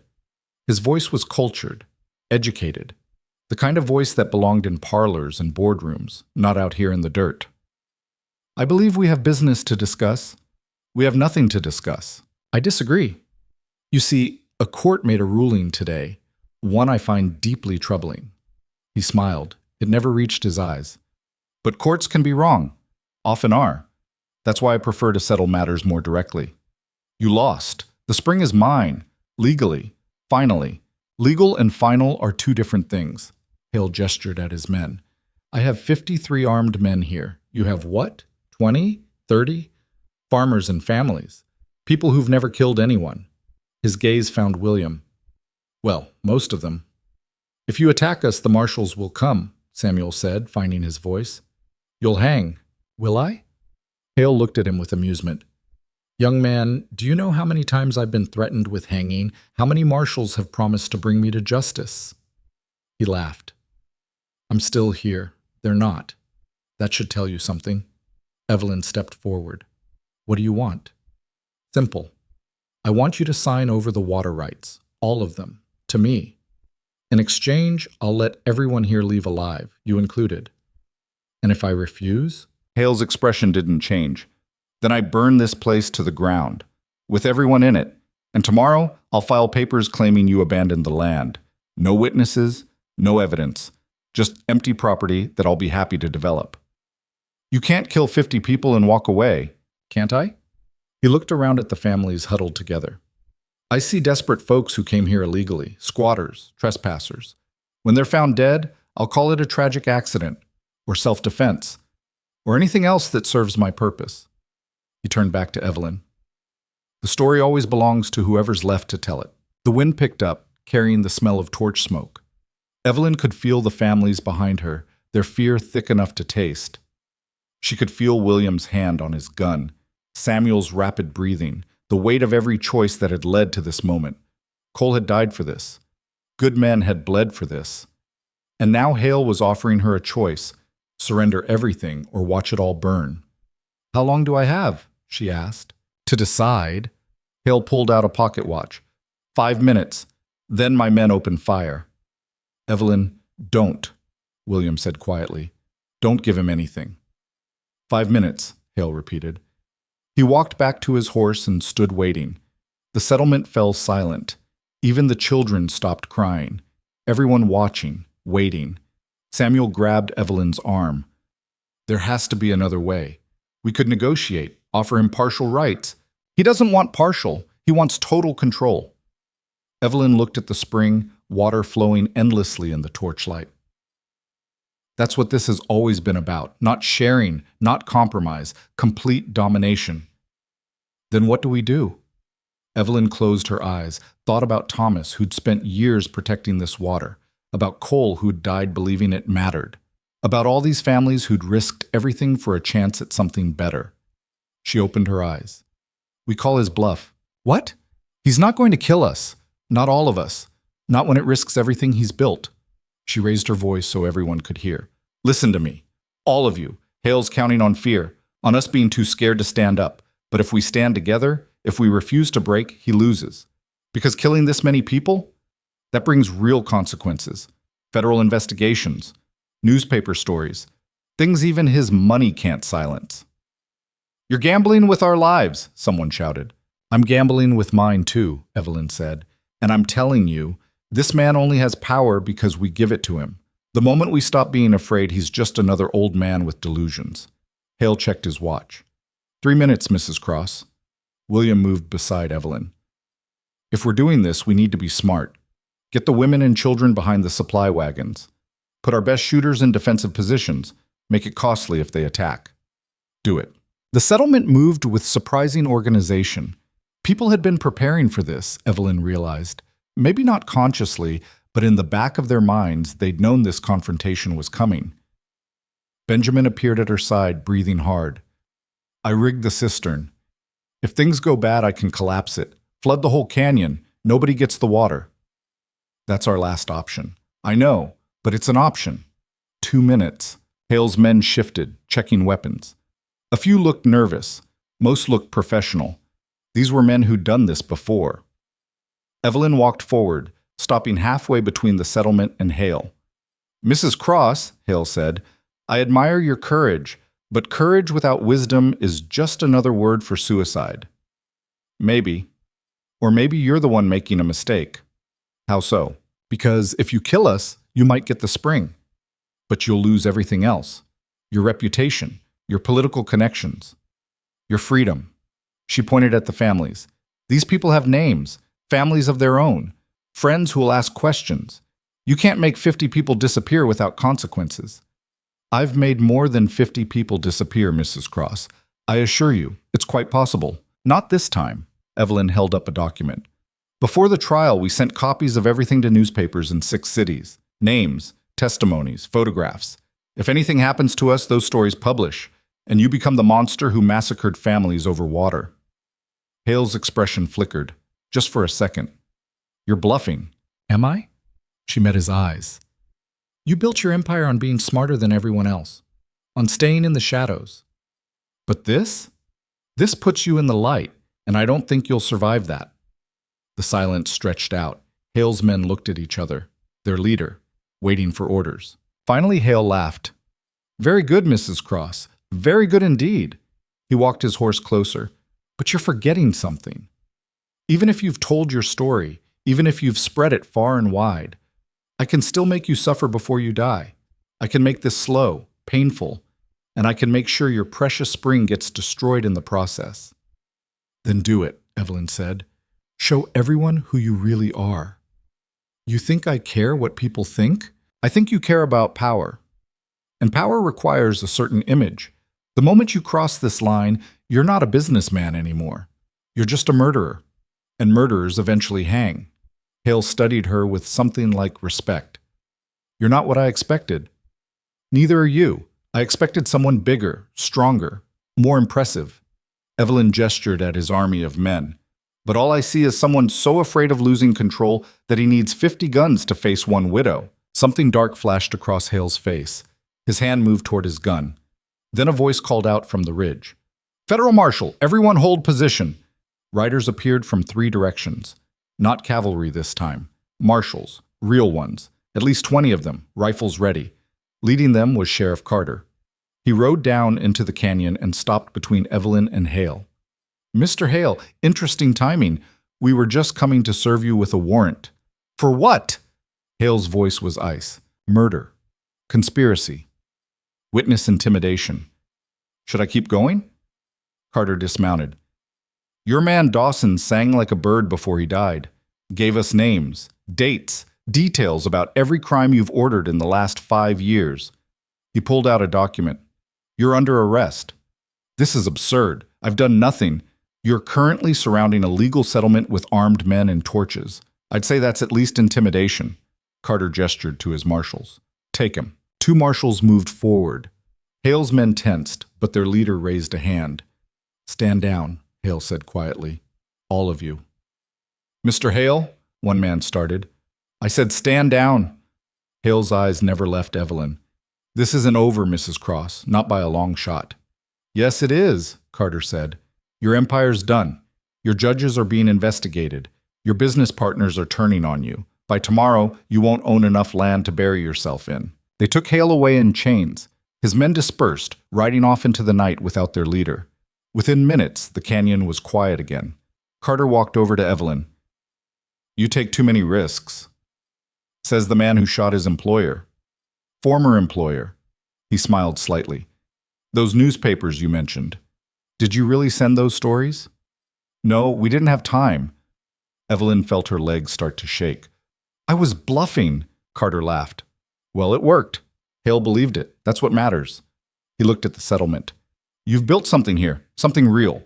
Don't throw it away by being reckless. I'll try to remember that. The marshals left an hour later, taking Hale and 3 of his lieutenants who'd been dumb enough to stick around. The settlement celebrated, but quietly. Too exhausted for real joy. Too aware of how close they'd come. Evelyn sat by the spring as dawn broke, watching water flow. William found her there. You scared me tonight, he said. I scared myself. Good. Fear's what keeps you alive. He sat down beside her. Thomas would be proud. You know that, right? Would he? I gave away his dream. You shared it. That's what he wanted. William was quiet for a moment. I never told him that. When he found this spring, he came to me, asked for help developing it. I laughed at him, called him a dreamer, a fool. His voice cracked. I was wrong. Evelyn looked at the old man, really looked, saw the regret carved into every line of his face. You can't change the past, she said. No, but I can help with the future. He pulled out a document. This is the deed to my ranch. 3,000 acres. With water access from your spring, it could support crops. Cattle. Real prosperity. He held it out. I'm signing it over. To the settlement. To be managed collectively. William, I'm old, Evelyn. I don't have kids except the son I drove away. This land, this water, let it be my apology. The one I never got to give him. Evelyn took the deed with shaking hands. This is worth it. I know what it's worth. That's why I'm giving it. He stood slowly, joints creaking. Make something good here. Something that lasts. That's all I ask.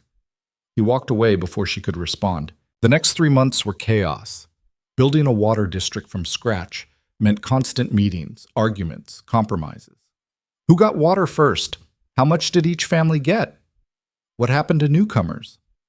Every question had 10 answers, and everyone thought theirs was right.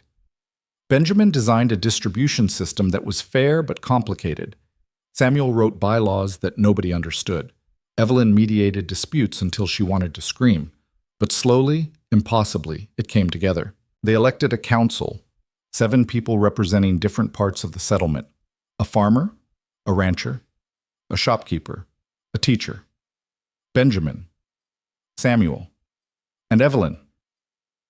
They established rules. Water was free for domestic use, minimal cost for irrigation. Profits went to infrastructure maintenance and settlement improvements. Nobody got rich. Nobody went thirsty. It wasn't perfect. There were fights, accusations of favoritism, people who left because they wanted more control or less structure. But it worked. The settlement grew. 50 families became 70, then 100. Someone named it Cross Springs, and the name stuck. A church went up. A school. A real general store that sold more than just basics. One evening, 6 months after Hale's arrest, Evelyn stood on a small rise overlooking the settlement. Lights flickered in windows. Smoke rose from chimneys. Children's laughter carried on the wind. Yet, Samuel joined her. The federal court upheld Hale's conviction. He got 20 years. Good. His properties are being liquidated, sold to pay restitution to his victims. There's talk of making some of it public land. Even better. They stood in comfortable silence. Then Samuel said, "I'm leaving." Evelyn turned. "What?" "Not forever, just for a while. There's a position in Santa Fe, teaching law. I thought—" He paused. "I thought I could train more lawyers like me, people who care about justice over money." "That sounds exactly like something you'd do." "You'll be fine without me. The water district's stable. The settlement has legitimate governance now." He smiled. "You don't need me anymore." "I'll miss you anyway. I'll visit, often." He squeezed her hand. "You did it, Evelyn. Everything Thomas wanted, everything Cole died for, you made it real." After he left, Evelyn walked down to the spring. It still flowed as strong as ever, water dancing in the moonlight. She thought about everyone who'd brought her here. Thomas with his vision, Cole with his sacrifice, William with his redemption, even Hale in his way, by being the enemy they needed to unite against. "I hope it was worth it," she said to the water, to the ghost, to herself. The water had no answer. It just kept flowing. A year passed. Cross Springs thrived. The water district became a model studied by engineers across the territory. Settlers came from as far as California, drawn by stories of shared prosperity and collective management. Evelyn stepped down from the council, letting younger voices lead.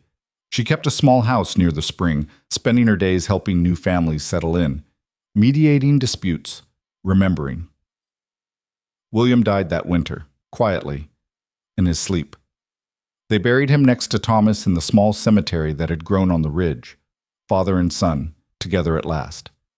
Evelyn visited both graves often, told them stories about the settlement, about the families thriving because of the water they'd protected. One spring morning, 2 years after that night with Hale, Evelyn woke to find something had changed. Not with the settlement, with her. She felt lighter. The weight she'd carried, grief and anger, desperation, had finally eased. Not disappeared, just settled into something bearable. She walked to Cole's grave. Someone had planted wildflowers around it. They bloomed bright yellow in the morning sun. "I kept the promise," she told him. "The waters shared, free, making a difference." She smiled. "You were right. It was worth it." A young girl appeared, maybe 8 years old. She held a bunch of flowers. "Are you Mrs. Cross?" the girl asked. "I am. My mama said you saved our family, that we'd have died in the drought if you hadn't shared the water." Evelyn knelt down. "What's your name?" "Sarah." "Well, Sarah, I didn't save anyone. The water did. I just helped share it." "Mama says that's the same thing." Maybe it was. Maybe sharing was saving. Maybe Cole had known that all along. Sarah placed her flowers on the grave and ran off. Evelyn stayed there, watching the settlement wake up. Smoke rising, people moving, life continuing. She thought about everything that had led here, the broken wagon, the desperate choices, the violence and loss. Every moment of fear and doubt. And she realized something. This hadn't been a story about water. Not really. It had been about choosing to care when it would have been easier not to. About standing up when sitting down was safer. About building something together instead of tearing each other apart. The spring had been the catalyst, but the real change had come from people deciding that survival wasn't enough, that they wanted to live, not just exist. That sharing made everyone stronger, not weaker. That was what Thomas had understood, what Cole had died believing, what even William had finally learned. Power didn't come from hoarding, it came from giving. Real strength wasn't in taking everything you could. It was in offering what you had and trusting others to do the same. Simple lesson. Hard to learn. Harder to live. But not impossible. Evelyn stood and walked back toward the settlement. She had a council meeting that afternoon.